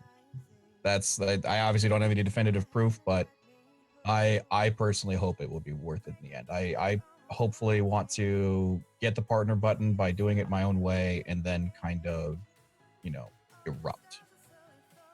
There I you love the go. fact that you know what direction you're taking. Some people don't, and some people are very lost if they get that decline enough. You're like, I don't know what to do, but you have that solid foundation of, well, this is what I want to do, and that's awesome. I wing half of it. That's still awesome. Yeah, thanks. Yeah, So, well. moving along a bit then, if one chooses not to do an active push for partnership, is there anything one should consider changing or, altering how they do things about the stream in order to aim towards partnership? And what have you done towards your partnership goal specifically? This is for everybody, by the way. Okay. I think having a consistent schedule is really important. Some people do before they decide that they have any goals of partnership. Some people don't. And for me, just finding that correct time that worked for me, that worked for my stream, that just felt good. And then doing that, like whatever days you want to stream, like trying to be on like around the same time or the same days every week, and having that posted up is really good because people will come back around the same time. Like it helps for people to know, even if you're announcing it, to be aware of like just like that muscle memory of being around at a certain time. Totally. Anything else?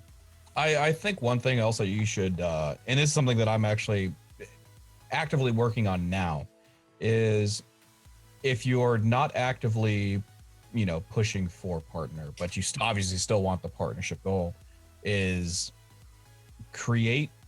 I'm trying to create something that draws attention. It's a good way to put it. Draws attention, because if you're not actively pursuing it, as in, chasing after it, push for partner, you have to obviously, on the flip side, have to have a way for them to come to you. And that's something that I've recently started doing. We have a couple different sponsorship deals, I want to say. That's a weird way to put it. Just third-party promotion.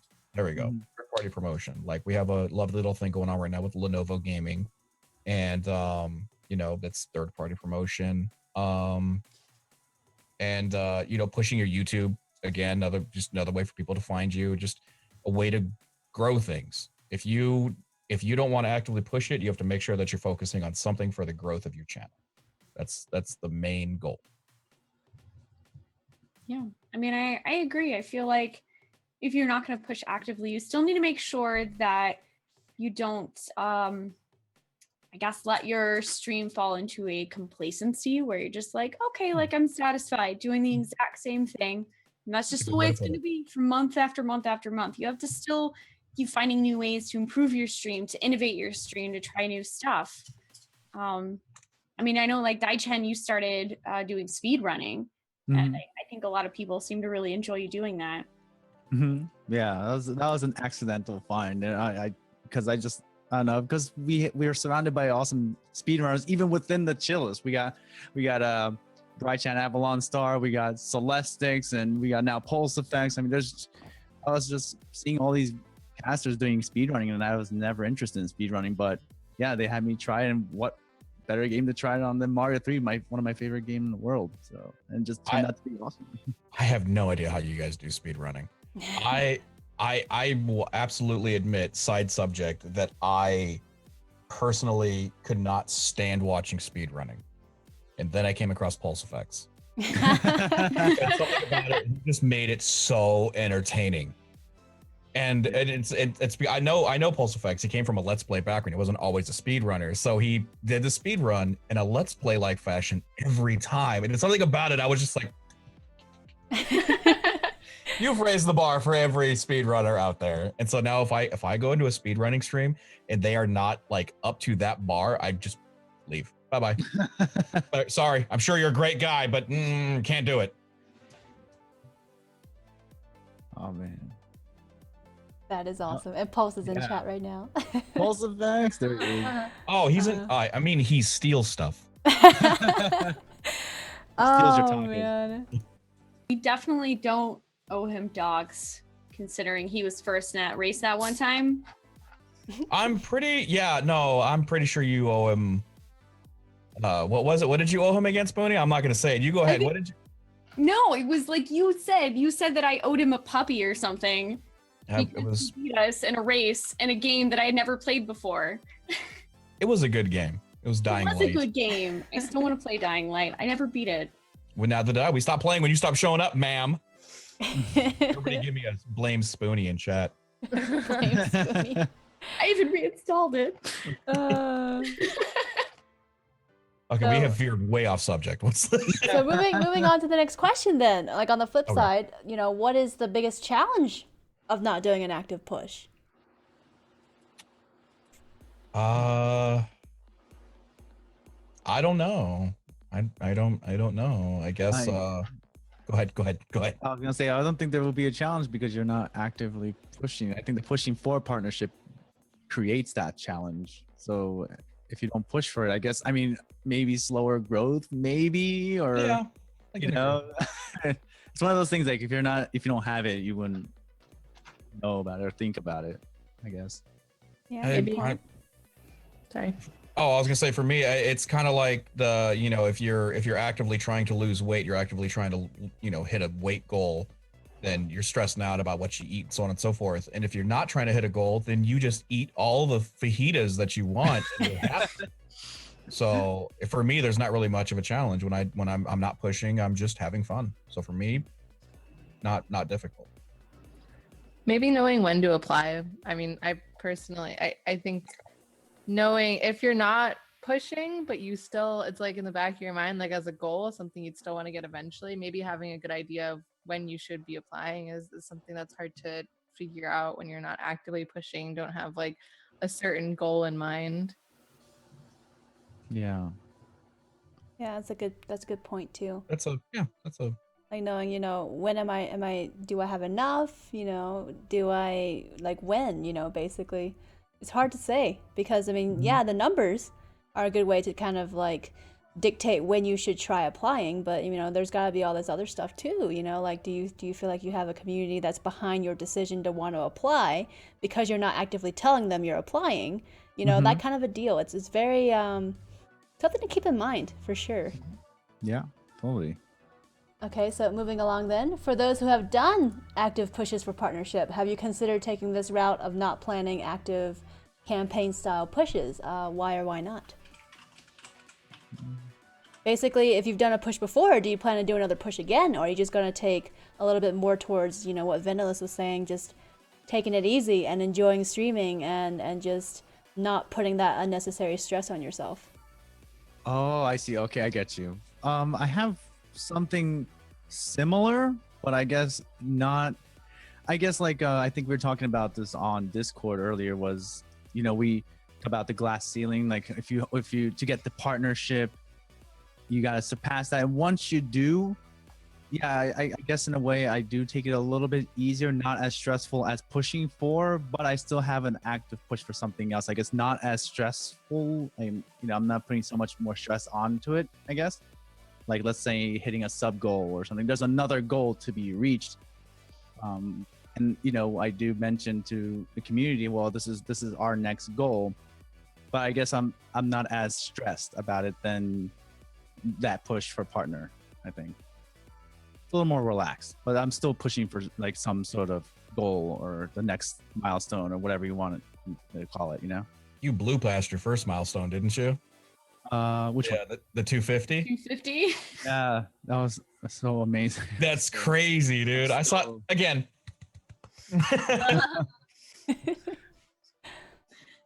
I definitely, I guess on that note, after having done what I consider sort of an active campaign, I've kind of decided to take a break. I kind of want to come back to it and push again, but I was feeling a little burnt out, and there was one morning where it was like a time when I've never streamed before and just felt like streaming the most random game. And I knew like if I was like pushing for partnership, it wouldn't have kind of fallen into that like equation. So I was just like, I'm gonna take a step back and just like stream whatever I want right now. And maybe like after TwitchCon, when I'm really feeling that motivation and like that drive for it, maybe that'll be a good time to start up an active push again. Yep. I'm with you, Sophie. I mean, I honestly don't know whether or not I'll ever try like an active push again, but I definitely got kind of burnt out on having to be like, okay, well, I'm trying to actively push for partnership. So even though I really want to play this weird indie game right now, I can't because I know that some of my regulars might not show up. Yeah. Whereas now I'm like, yesterday I played Aviary Attorney.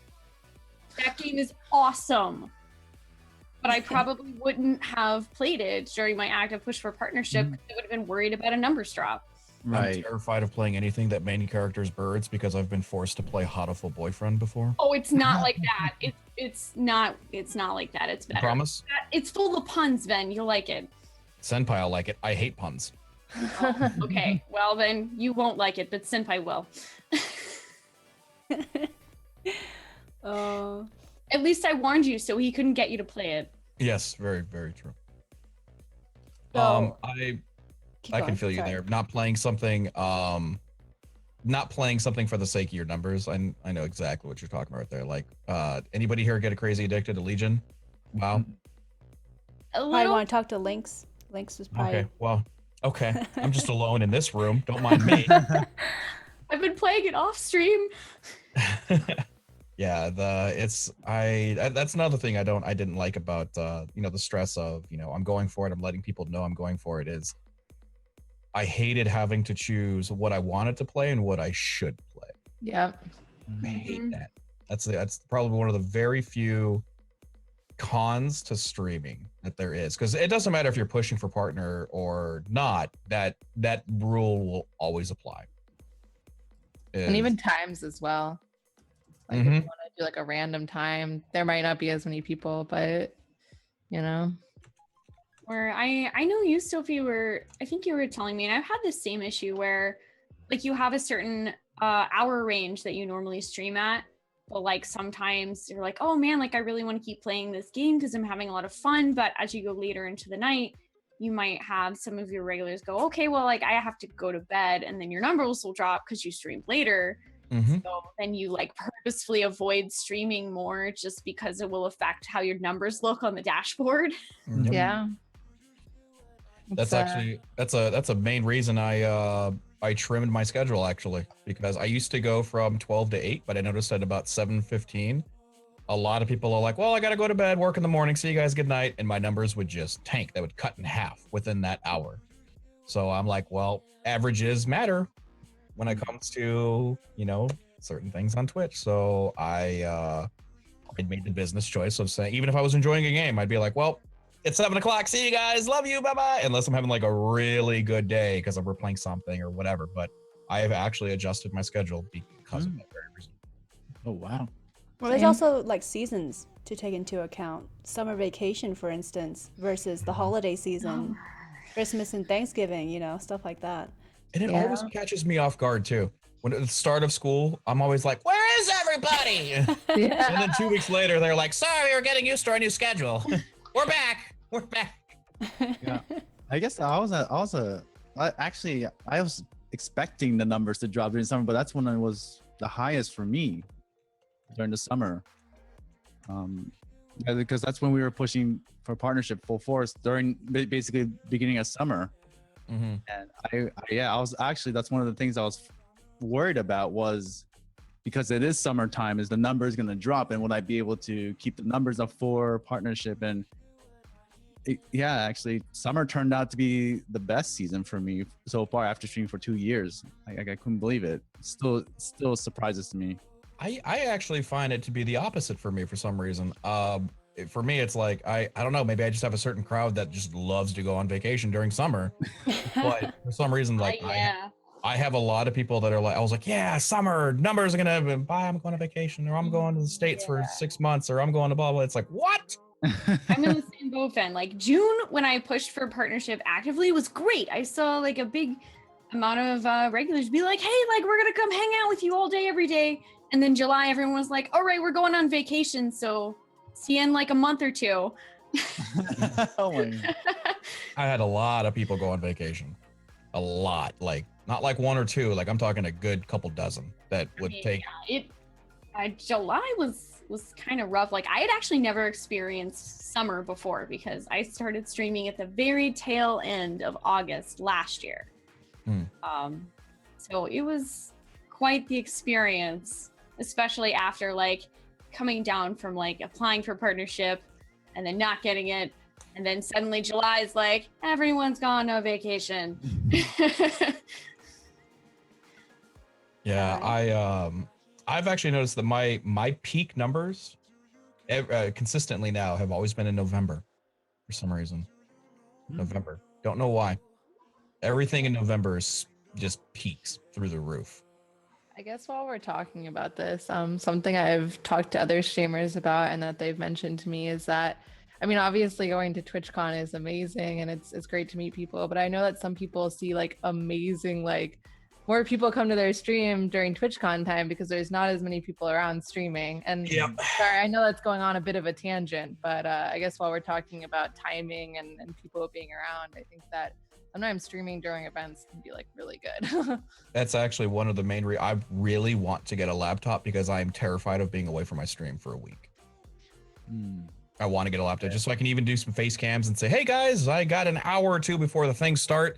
Golf with friends, let's go, you know, and play for an hour, you know, stay connected because a couple years ago, I took 10 days off of stream because my soon-to-be father-in-law was taking his whole family, including me, to go to Hawaii, and I'm not gonna pass that up. So I came back to almost having a completely dead stream, and it was terrifying. It was absolutely terrifying. Breaks definitely affect, especially if you're also starting out too. Because when you're starting out and you take that break, you're basically starting back at square one. Yeah, so that's something to keep in mind. Yeah, I even got a new phone just so I can do daily vlogs and stuff like that. Just any measure of staying connected. It's a good idea. Yeah, especially with Discord, you have that extra avenue now. That's Discord true. makes it so much easier to stay connected. Before it was basically, you know, Twitter, and that was like the only way of really connecting with your community. But now with Discord, it just makes it so much easier to stay connected with viewers.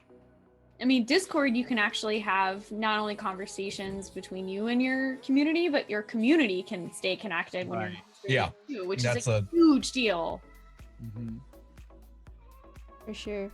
Well, I guess moving along then, I guess we're down to the last few questions. Just in general, would you advise other streamers to do an active push for partnership? What advice would you give to others who may be considering whether to actively push in the first place? It's kind of a summarizing, wrapping up, you know, what is something you think you want viewers, or streamers rather, listening to this to take away?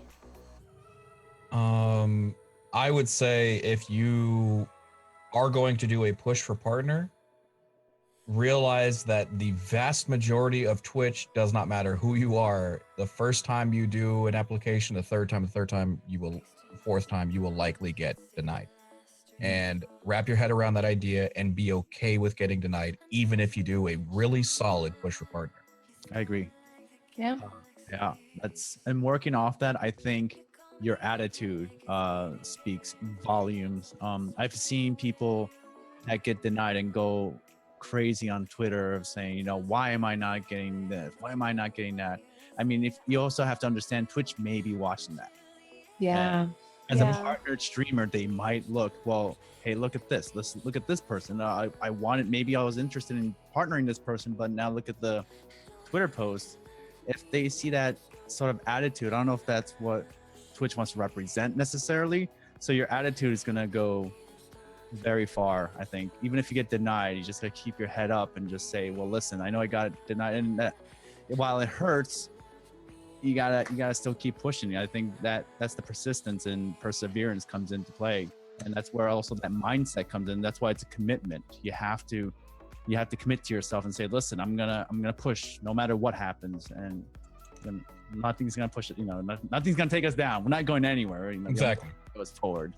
The biggest thing I noticed going off on that like really bothers me, that I think is something that people should really avoid, is don't go to someone else's stream who's partnered and see that they have a certain number of viewers and be like, this person's partnered. Why am I not partnered with more viewers or more of this? I think especially saying that in a public place is just like a no-go. Like, and you shouldn't even think that way, but it's such a bad attitude to have. I've Yeah, seen right. that too.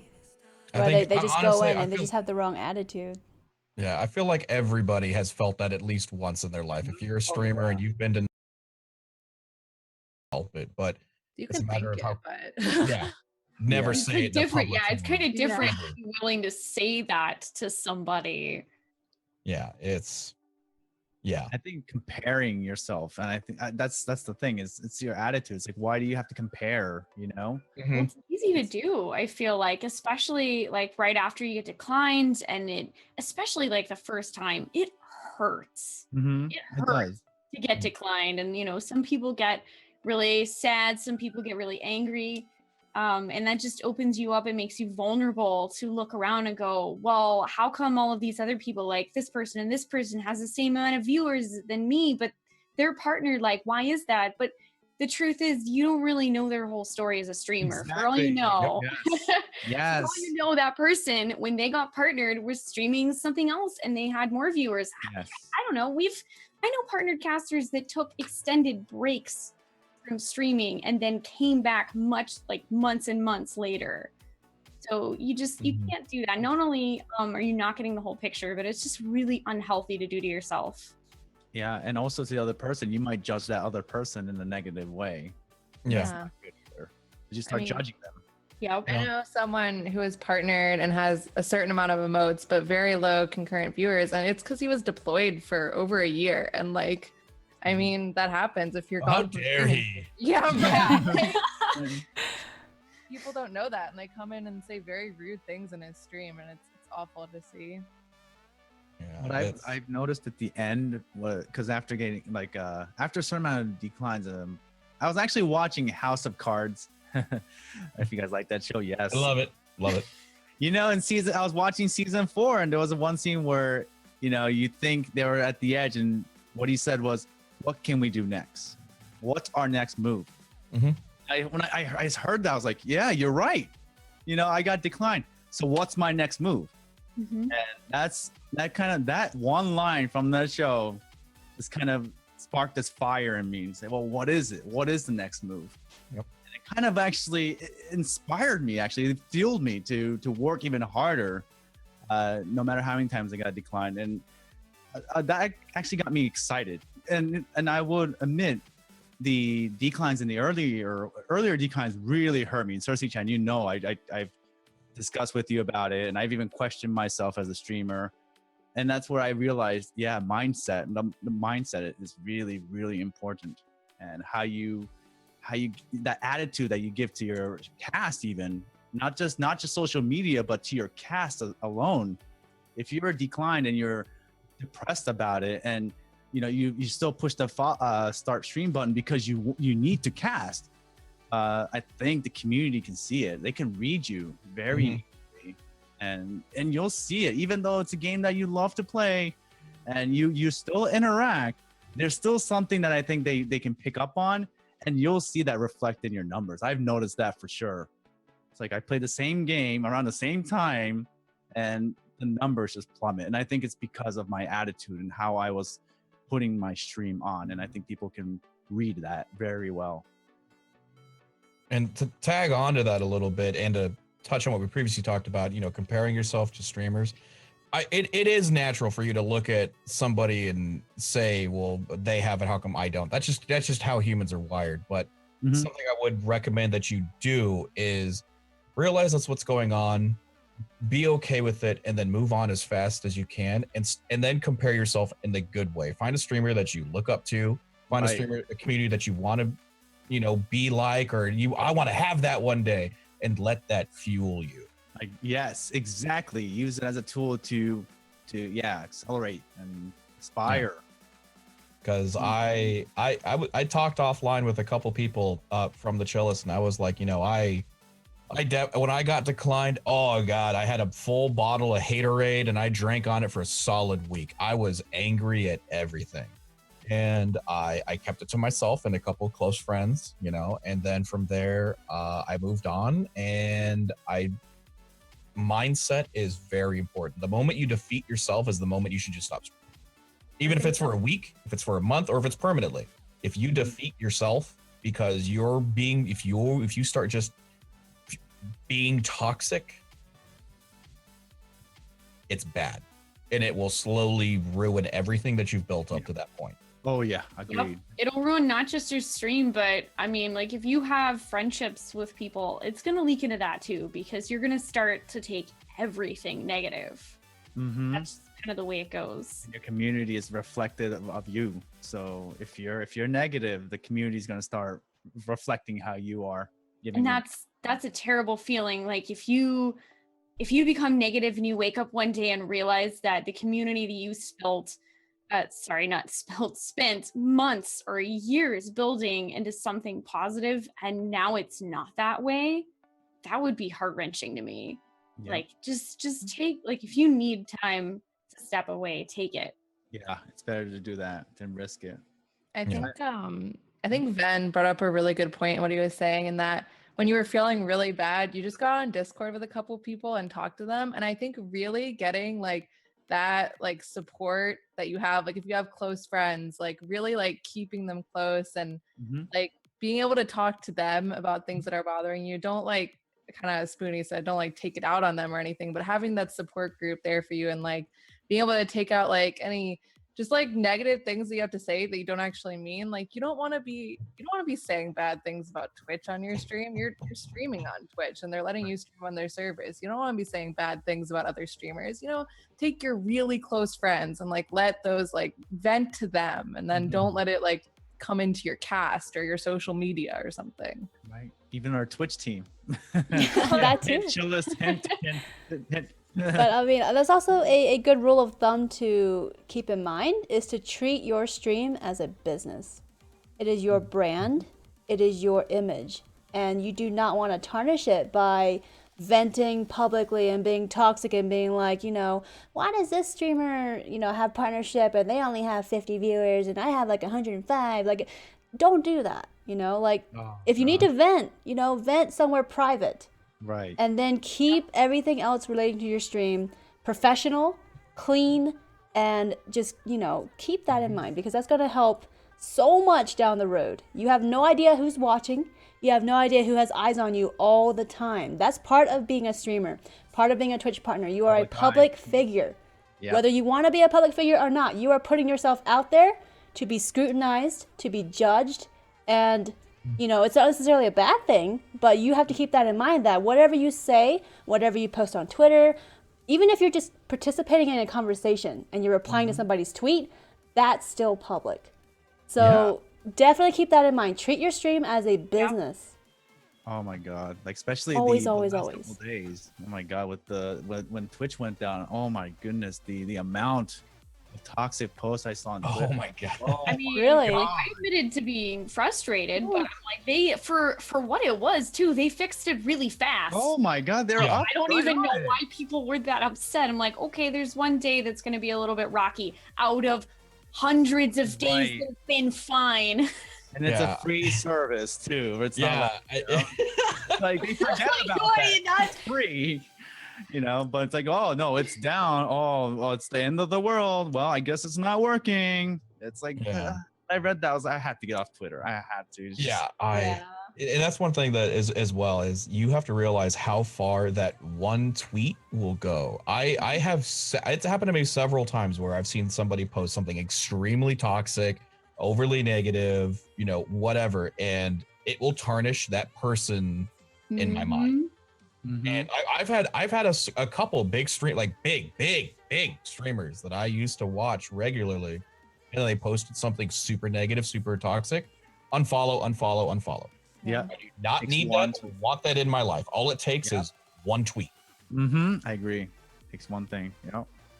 I also wanted to say, just kind of in regards to like venting publicly versus like having someone close to you to vent to, I think what also is bad about if you try to use your stream as an outlet for venting your frustration about something, like, you know, getting a declined partnership or something like that, is essentially what someone watching your stream, even someone who's been in your community for months, could potentially take that as, is you saying, hey, what we've built here isn't good enough and I'm upset about it. Right. Rather than what it is, you know, which is just an okay emotional thing to be upset about. But like it can be taken negatively in that manner, and then you're just starting a whole nother snowball about, well, if they don't feel that I'm, you know, that what we've built here is good enough, then I'll find somewhere that does. Yeah, it's focusing on what you're missing rather than appreciating what you have. It's people, honestly, people forget that. And it's I mean, we all do that, I think, to a certain point. You know, you see people that are succeeding, or you're putting this much work, because everybody puts in a lot of work, you know, and some people are more successful than others, but then they forget to realize, hey, look, the community was behind me and we were here. We got a bigger community because of this push, but we still didn't get partnered. But I didn't meet my goal, so it's a failure. It's done. You know, nothing came out of this, and it's not a good way to look at it. Like, if you look at it, hey, maybe our community got closer. Maybe it grew because of it. Maybe people rated more, and because of that, there's more people here because of it. There's a lot of things, or the team got together more.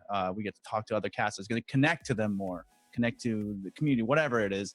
And I think people should really look at what they may have learned because of that, and not focus too much on the negative aspect of things. Why don't I, you know? So, Yeah. And it's one thing that a lot of casters need to understand. And luckily I'll be very humble in admitting that I luckily have never suffered through this specific portion, but I've seen a lot of people who have. Mhm. And that's, for some reason, they think getting the sub button is the finish line. Nope. No, And Far it's from it. not. Getting the sub button is literally just the beginning. And a lot of people, I didn't hit the goal, so game over. Well, what Right. happens when you do hit the goal? Right, it's a game over. Yeah, well, now that you have a sub button, how many subs are you gonna get right off the bat? At least 3. Maybe you're not ready for a sub button yet. And a lot of people, they think that the sub button is the end all be all, that's they've done it, they're successful. And that's just the beginning. Sprint. Twitch is a marathon. Right, not a sprint. Yeah. By every means, it is a marathon that never ends. Yeah, I what I tell everybody is that, like I've mentioned on Discord, it's like a college degree. You know, you work really hard to get that degree, but just because you graduated college doesn't necessarily mean you're going to be successful, nor will you get the job that you studied towards. But it does open a lot of doors. Yeah. So you have to, people have to realize that just because you graduated college does not mean you're going to be successful, or just because you got a sub button doesn't mean that's it, done. You know, it may open more doors for you, and you just go ahead and go with it and just work just as hard. You know, you're gonna get that first job. You're gonna work at that hard at that job to get a promotion or whatever. And it's good to set little goals and stuff like that. But yeah, that, like you guys said, don't make that the end point. Goals are great to have, but goals have an end point. And if you have a purpose on why you cast, no matter what successes you have, you'll still keep streaming because of that purpose, because the whole reason why you're casting in the first place. And that never has an end point. Ever. You'll never have one. There you go. Well, we kind of touched on this, but on this next question, I guess to narrow it down from each of us, what is one piece of advice you feel is the most important for streamers who decide to push actively for partnership? Attitude. That's it for me. Yeah, pretty much what we touched on, which was how will you react when you get accepted or most likely decline. Just because you will get a lot of declines typically before you get that one accepted, but when you get it, it's so freaking sweet. Well, also a thing to keep going. Sorry. Oh, yeah, sorry. I think making sure you have the time and the energy for it. I think a big thing is being able to stream consistently and try to stay healthy. I mean, it's something that we kind of don't think of, but I mean, I was just sick for an entire weekend and I really couldn't stream. And I think that that can really interrupt what people often see as like a push for partnership campaign if you're having to take time off. So it's really good to find a time where you're not going to be going on a vacation, where you kind of feel like really good and energetic and like ready to like put that energy in, not when you're like kind of feeling down for whatever reason. Spoonie? We're all looking at you, Spoonie. I don't know. I mean, what everybody else said was pretty much all I could think of too. Yeah.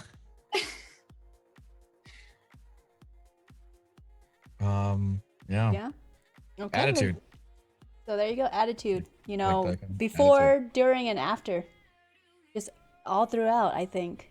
I mean, not only with partnership, but also like how you carry yourself in your stream all the time. You know, whether or not your partner, whether or not you're aiming for it, I think it matters a lot because, like I said, you never know who's watching. You are a public figure. You know, you're putting yourself out there. And this includes not only other regular viewers, also other partners, Twitch staff, game developers, you know, people that could potentially want to affiliate or sponsor you. You know, you have to keep that in mind. And if you, you know, have that wrong attitude or you do something unprofessional like tweeting that tweet or flaming somebody else in their chat, you know, it's going to reflect on you. It's going to come back to you no matter what. So that's a major thing that I want people to keep in mind because you don't realize it. Even if you're streaming for like 10 people, you are still a public figure. You know? Yep. So keep that in mind. And then actually on our last question, outside of whether there is an active campaign push or campaign style push, what are other things that streamers should work on when aiming towards Twitch partnership? Brand.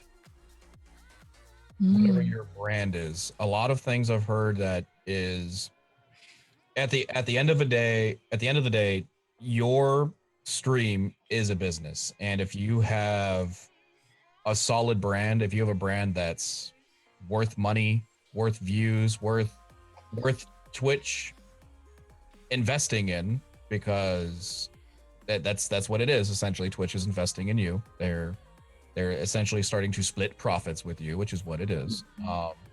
And they want to know if your brand is worth investing in. Work on your brand.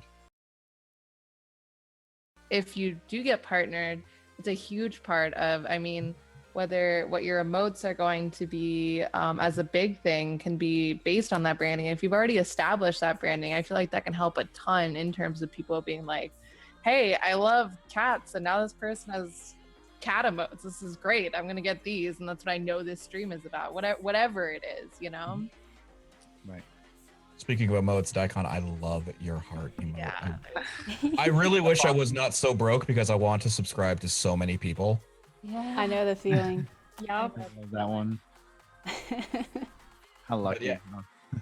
Yeah. That's what that's the biggest thing I'd say is if you're not pushing for it, work on your brand.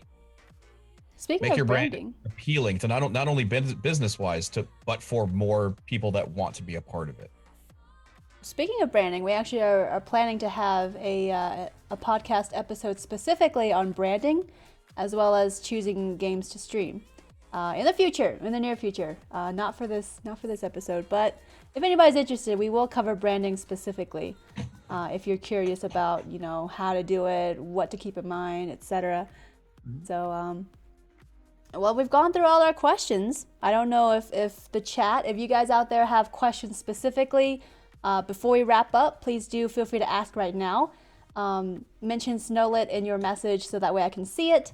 But this is basically your last chance to ask questions related to the topic before we wrap things up here. Can I add something? Yeah, go on. One piece of advice. Yes. Love your community. Really. They're the reason why you're here, and love all the people that support you, no matter if it's another caster or a teammate or a friend or a significant other, whoever, just love them and really, really appreciate them. Really, that goes a very long way. Because if it wasn't for the community, if it wasn't for your friends, if it wasn't for other casters, you wouldn't be here. I know I wouldn't be here. So love your community and always give back. Don't think about just yourself, because you wouldn't even be here if it wasn't for them. So find any way to give back and love the community. Sorry. Yeah. I definitely That's- agree with that. That was a very solid point. I was talking to another streamer who currently is drinking some haterade right now. They're going through that phase, and they are unfortunately very salty about certain things, and they were raging on their own community, kind of, and it was weird. It was weird to hear, but I pretty much just told them, you know, if you want your community to love you, then you have to love them too. Right. Be the mirror reflection. What you want to see in that reflection. Yep. And love your mods, moderators. I Yeah. hate my mods. I need a whole new mod team. I always feel so awkward when I go into a channel and there's any sort of argument going on between the streamer and their moderator. Not jokingly, Ben. Oh yeah. but like I'm always yelling at my mods. it's so uncomfortable. So Yeah, no, I've actually had to deal with that, unfortunately. I have unmodded mods on stream and banned them just because I've had a couple that just know how to push my buttons, and they do, and it sets my whole stream off, and it's like, okay, you're officially not good for this channel anymore. Bye-bye. Agreed. I put a tweet out around something that it wasn't about that, but it was about something specific. I put a tweet out that said never sacrifice the integrity of your channel for the sake of the +1. And I absolutely mean that. Make sure that you grow your channel, people enter your channel and it's, oh, hey, this is a happy place. But then you got one 12-year-old who you know is 12 and is spamming your chat, but it's making chat move. No, ban him. Yep. Ban him. Ban no him in a matter heartbeat. how big It's you are, A if long you're time to realize too. It's Because not worth you it. try to, it sucks because you try to be nice and you try to go, well, maybe they're just venting off some frustration, but it really does, it sets the tone for everything. Even one person who comes in and decides that they want to just throw kappas at the end of every sentence, even though they're actually saying something mean instead of joking, or Right. they just post memes everywhere. That's Catherine's in the chat. yeah. we I actually- mean, I'll keep going. I don't know. I mean, if you like me, it's cool. If you like Jack, it's cool. But yeah. I just think like no matter how big or small you are, that goes for it too. I think some people, if you're just starting out, you're really scared to ban someone because they might be your only viewer. But if they're like being not cool or just like you think throwing you off or making you not want to stream anymore, then it's not worth it. One of the things Sure. I've noticed actually, and I it's something I actually learned from it's a little skill I learned from playing World of Warcraft when I was a wee little lad and doing raid leading and stuff like that, is you will always have somebody occasionally who comes in who is just not good for your raid group, if you will. Yeah. And if you ban them and if you handle it and you do it right, typically it rallies your entire raid together, or your chat or your community, because you get somebody who, show me your boobies, and then you make a remark and you ban them back. Usually everybody says wrecked, spammed, haha, and it gets all of a sudden your chat's active. Hey, what up? Hey, don't be afraid of doing it. I guarantee you, your chat, your community will respect you for keeping your channel the way that it should be. Yeah. I noticed that too. Some mods are scared to take that first step on, banning or purging. yeah. They're But scared. then somebody be like, hey, thanks for banning that person. They were really annoying. Yeah. What's the worst that's gonna happen is, hey, you purge them or for just a second, you just unban it. It's not a big deal, but sometimes people don't take that first step or take the action. In a toxic chat goes through, or somebody underage talks or something, it could be a bigger can of worms. So it's always better to take that first step. We actually have a few questions from the chat. So we have one actually from Lenovo Gaming. From a streaming perspective, what do you feel is your biggest hurdle to making it your next step? like deciding on a next step, essentially. The biggest hurdle. Deciding what's too far of a next milestone for me. Like we were at while ago we were at 20 subs on Game Wisp, which was awesome, and somebody said you should set it to 100. Actually do a push for 100 subs. I'm like, only like 2 people have that. Are you kidding me? And so it's like, okay, sure, let's do it. Why not? It's kind of like when you do a shirt campaign and you said it's to 1,000, and you're kind of like, can I hit 1,000 shirts sold? Probably not. So I think kind of deciding what the goal is the biggest hurdle for me. Because I always like to be very humble. I don't like to expect too much. But I also want to push myself to reach further, you know? So for me personally, I think that's probably my biggest challenge.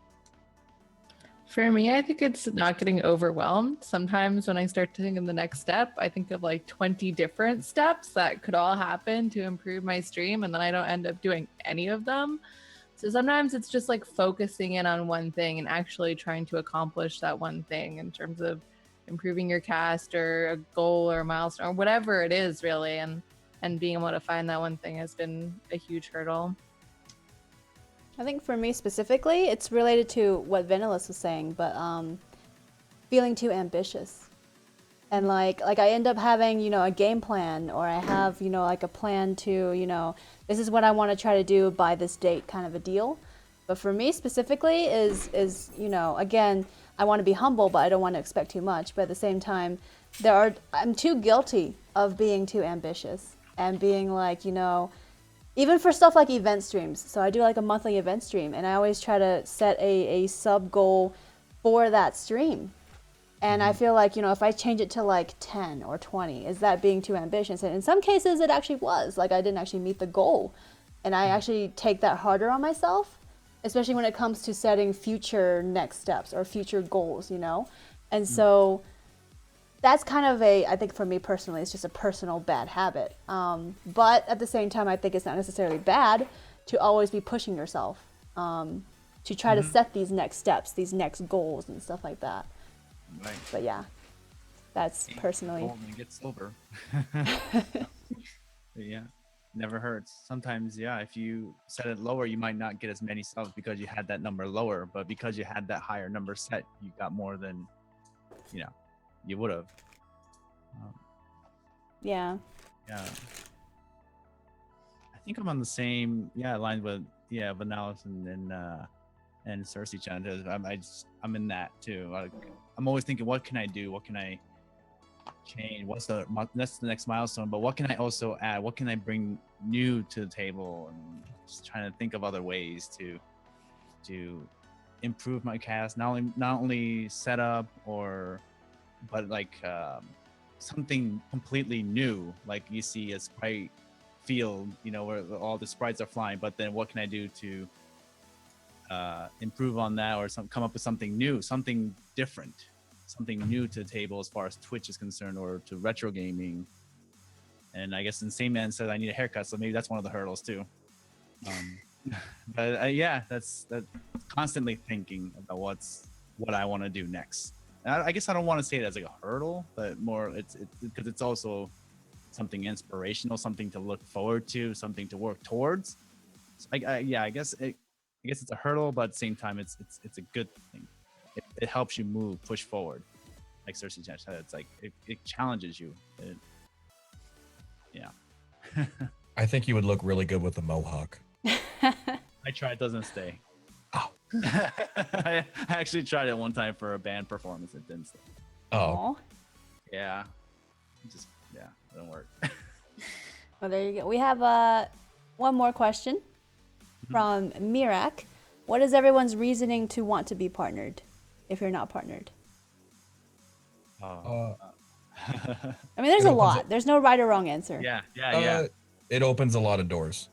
It opens a lot of doors that I feel I could do. Like for instance, there are multiple companies out there that won't even consider partnering you unless if you're a Twitch partner. And I want to be able to do that. to give back to my community, find a good company to partner with. But for me, I would say the single biggest reason that I want to get partnered is I want transcoding. I have so many viewers that, oh, you don't have quality options today, can't watch you, sorry, see you when I get home. Or, you know, I have my numbers dwindle when I don't have transcoding. And I really feel like it's something that my community deserves, because that's 100%. It's not for me. It makes no difference to me other than my view count. But I hate not being able to offer that to them. And in some regards, honestly, that's where I get inside my own head, and I feel like I've failed my community a little bit because I don't have that yet. I can't even offer that, and that sucks. And lucky Twitch actually started giving more transcoding to non-partnership, which is they've been much better with it. I'm so happy about that. This probably isn't my main reason, but I love emotes. I think emotes are great. I think it would be super awesome to have my own emotes. So it's definitely something that's very exciting about the prospect for me, because I think emotes are amazing. I agree.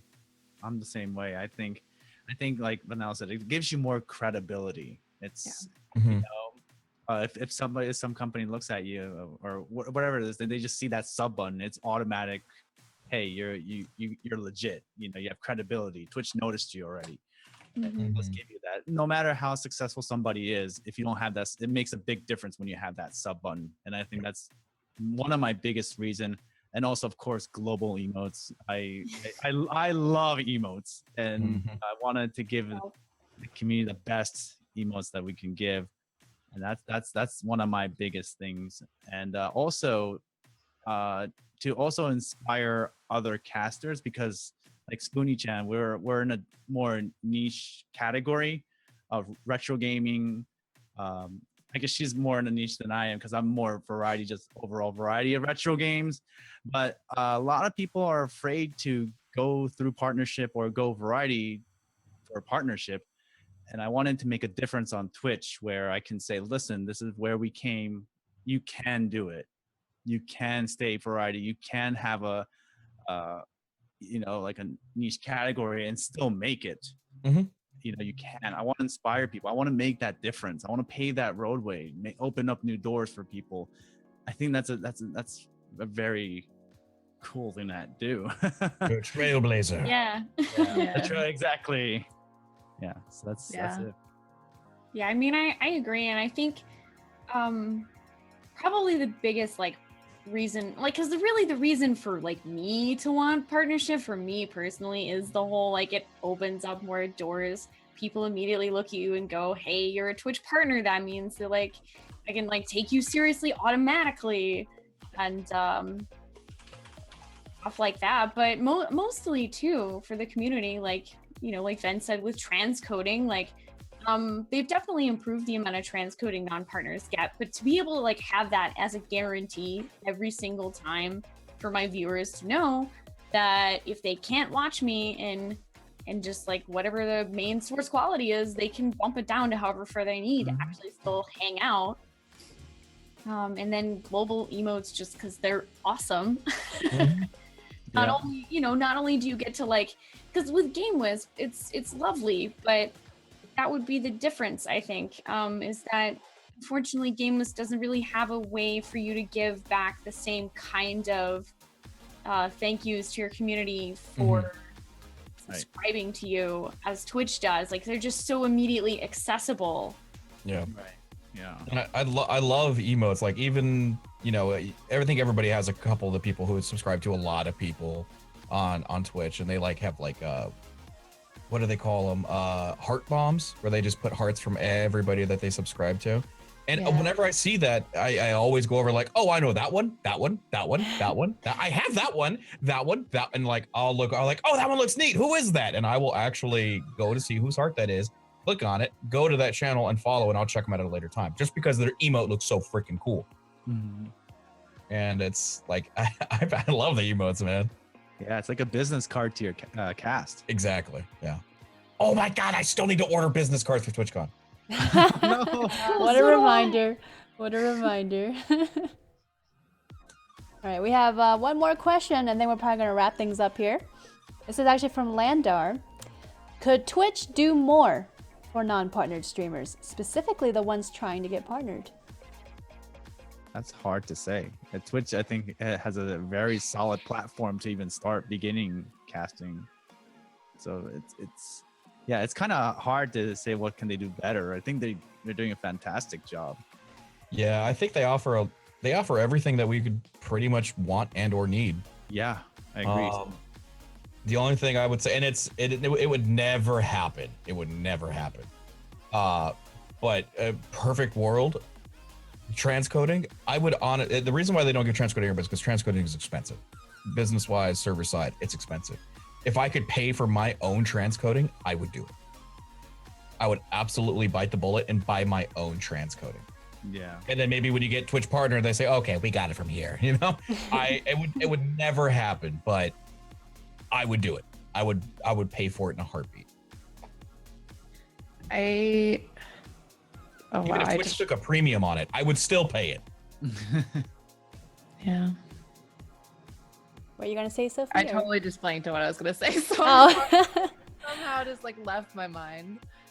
Well, I mean, I'm just saying, I think Twitch already does a lot by offering the platform in the first place. And like, it is hard. I will say that like, if you're a smaller streamer, it is really hard, especially nowadays, to get discovered, to get noticed, because there's what, 2 billion broadcasters or something on Twitch 2 million, every yeah. month. I actually don't remember the numbers, but that's a lot of people.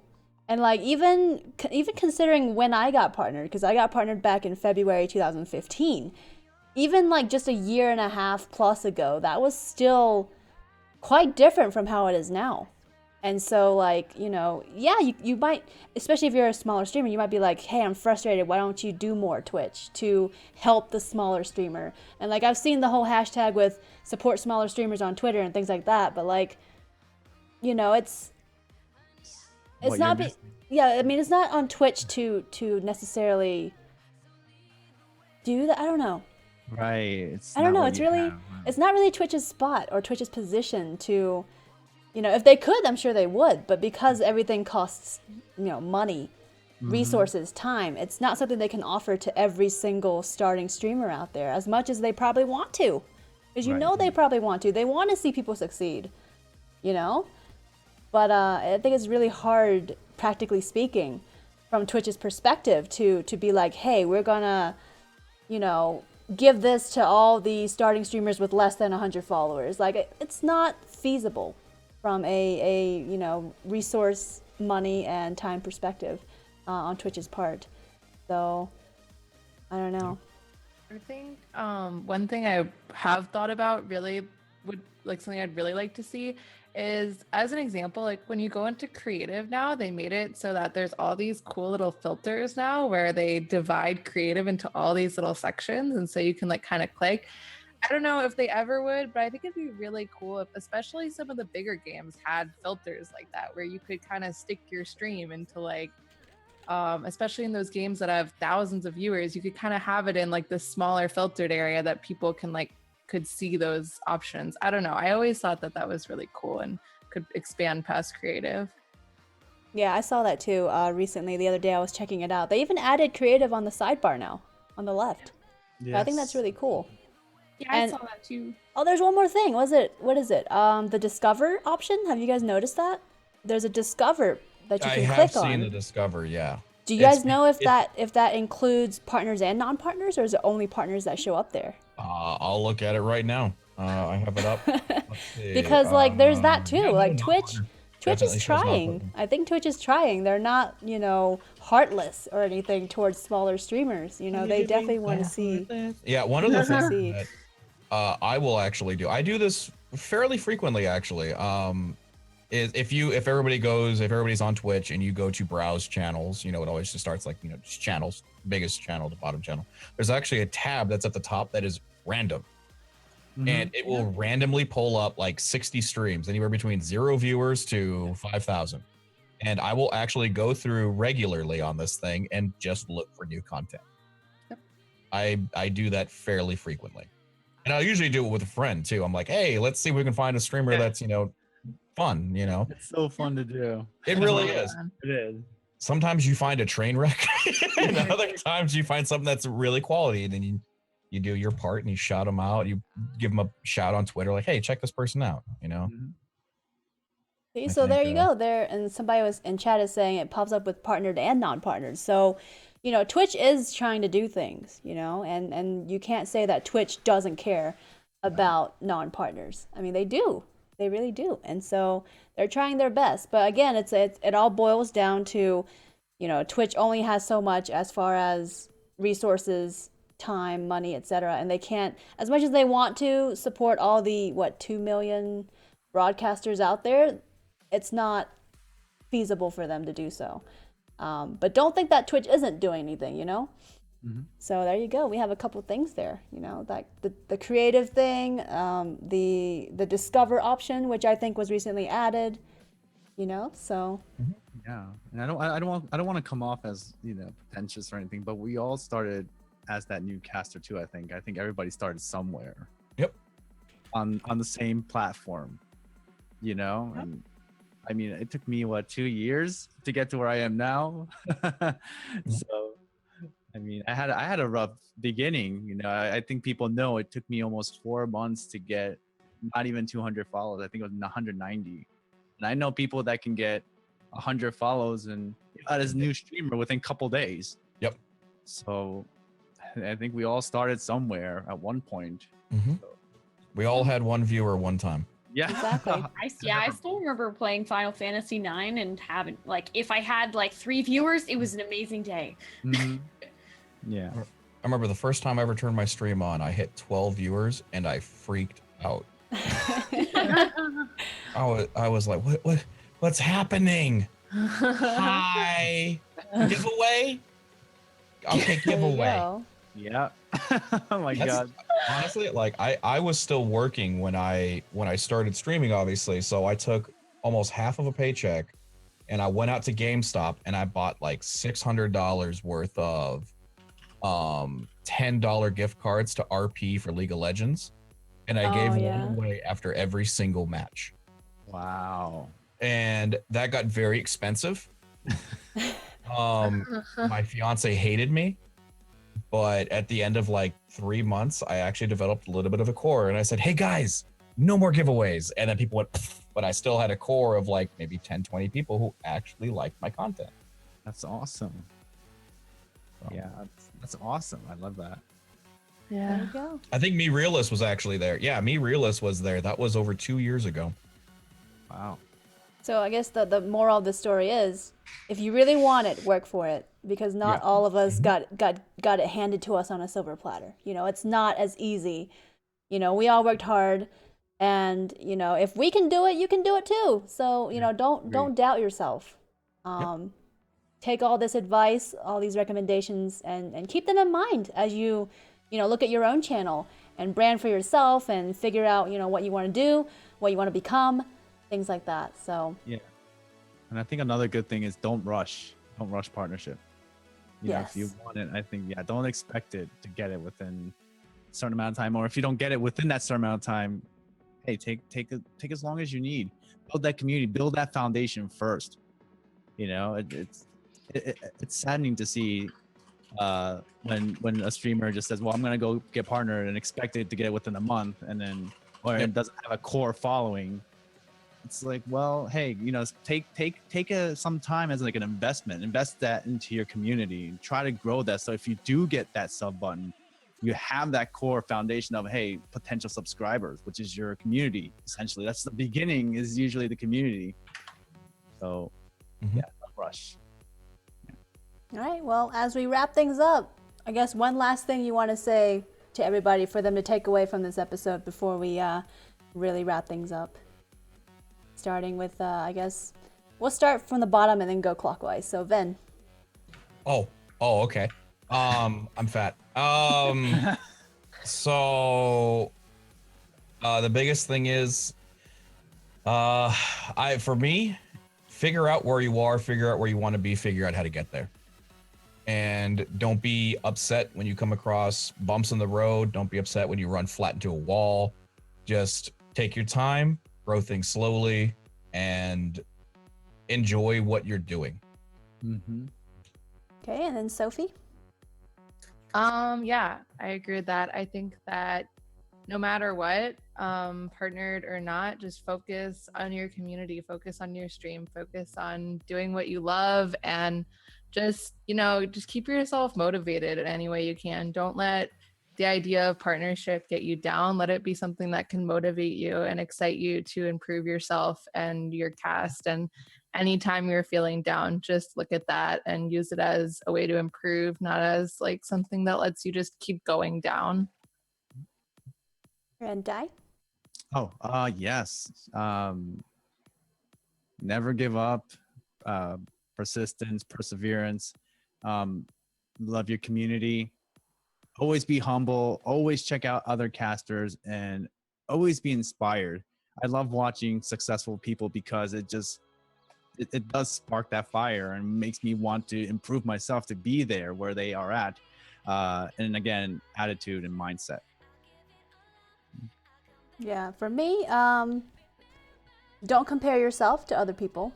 And just going off of something that Di just said, you don't own your viewers. So do not be afraid to share your community. Because if you do that and you have that mindset, other people will share their communities with you, and that's how you foster growth.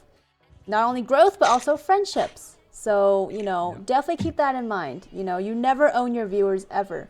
So don't be afraid to meet other people, meet other streamers, talk to your community about other streamers that you think that they would like to check out, and then just share a community, because Twitch is all about sharing community, and some people don't realize, and they end up being possessive of the viewers they have, and they end up not wanting to branch out. They end up not making friendships because they're afraid of quote unquote losing viewers. So keep that in mind. You strangulate your own stream. Yep. You don't own your own you don't own your viewers. They watch lots of streams. It's great to share communities with others. For sure. And then Spoonie.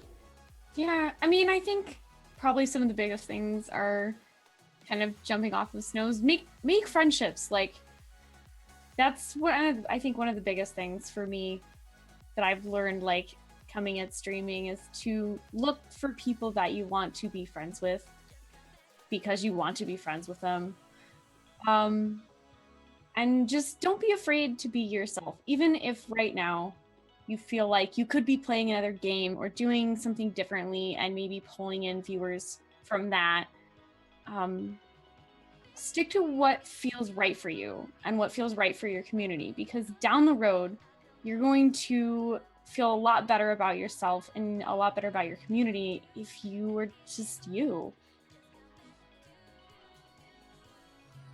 Alrighty, so there you go. So that's basically it. This is where we wrap up the stream. We're going to go through and do self-introductions one last time in case you don't know who's who. Follow all of us, follow everybody else on the team. We are not the only people on the Chillest. Full of amazing casters, check them all out. A lot of them were hanging out tonight with us in the stream as well. But let's go ahead and get through some brief self-introductions again so you guys know who's who. I'll start out. I'm Snowlit. I am the creator of the Chillest. We run this monthly podcast once a month talking about Twitch, streaming, and video games. And I am a variety streamer myself. Been partnered for 2 years in February, basically. And I play a lot of games recently, a lot of Fallout 4. But yeah, we have a great community, so feel free to follow. Are we going clockwise again? Yeah, we're going to go clockwise again. Okay. I was like, So I think that's me. Yeah. Well, my name is Spoonie. I stream 5 days a week, and I am also a variety caster. I'm non-partnered, but I've been streaming for about a year now, and I tend to focus on anything RPG, usually retro, but occasionally modern, as well as I do play Final Fantasy 14 sometimes. And I like to have a good time and have a positive community that just sits back and enjoys some nostalgia and video games. So if you like that sort of thing, feel free to come by.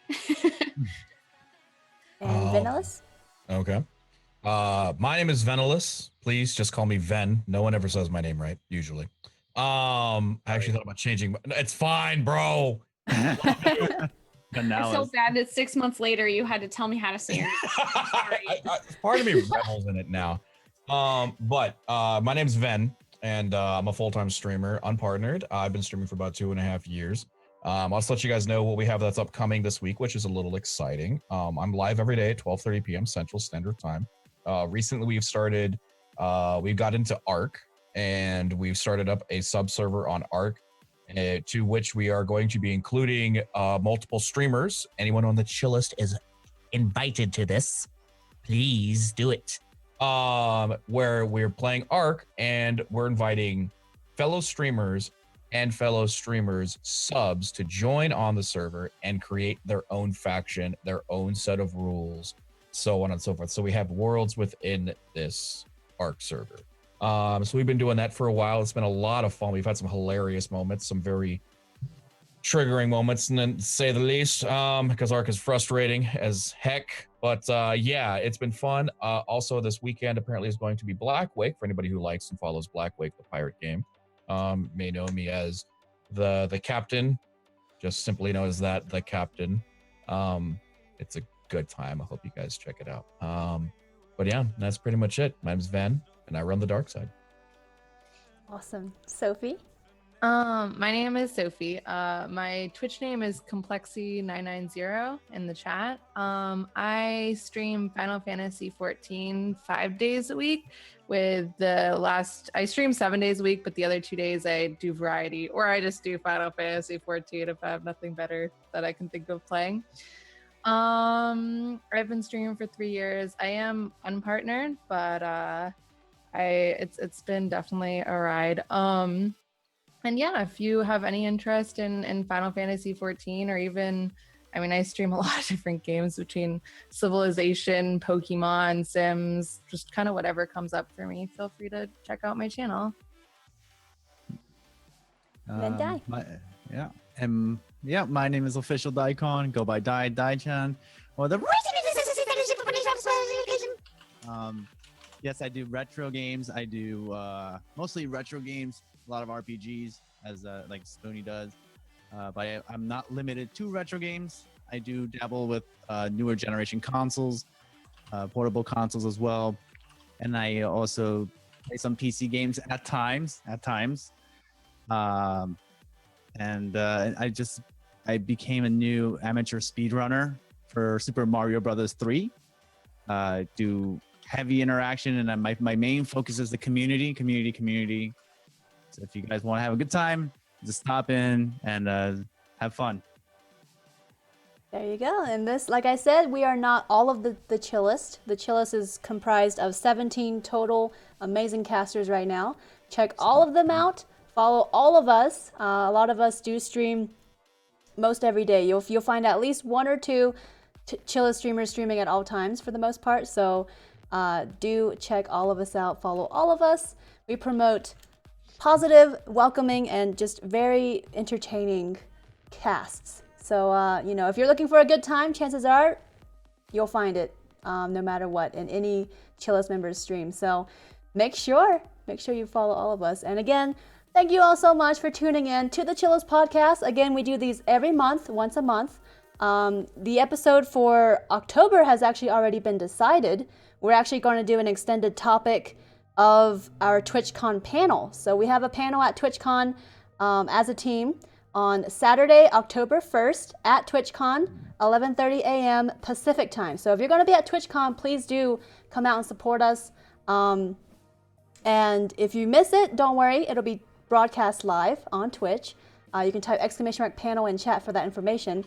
And then October, since we only get 1 hour roughly to cover that topic, we're doing an extended podcast episode on the topic of Twitch teams. So check it out. It'll be in October. You guys will definitely get to know and hear about it very, very soon. It'll also be announced on the official Chillest Twitter. So follow at the Chillest team on Twitter for more information and to get information on that coming up soon. There you go. This is where we wrap it up. Thank you all for joining me and tuning in. We had a lot of good discussions and conversations. So thank you guys. Thank you. Thanks for having me on. Yeah, thanks for having us. So thank you all for tuning in. Take care and have a wonderful night. Bye. Bye.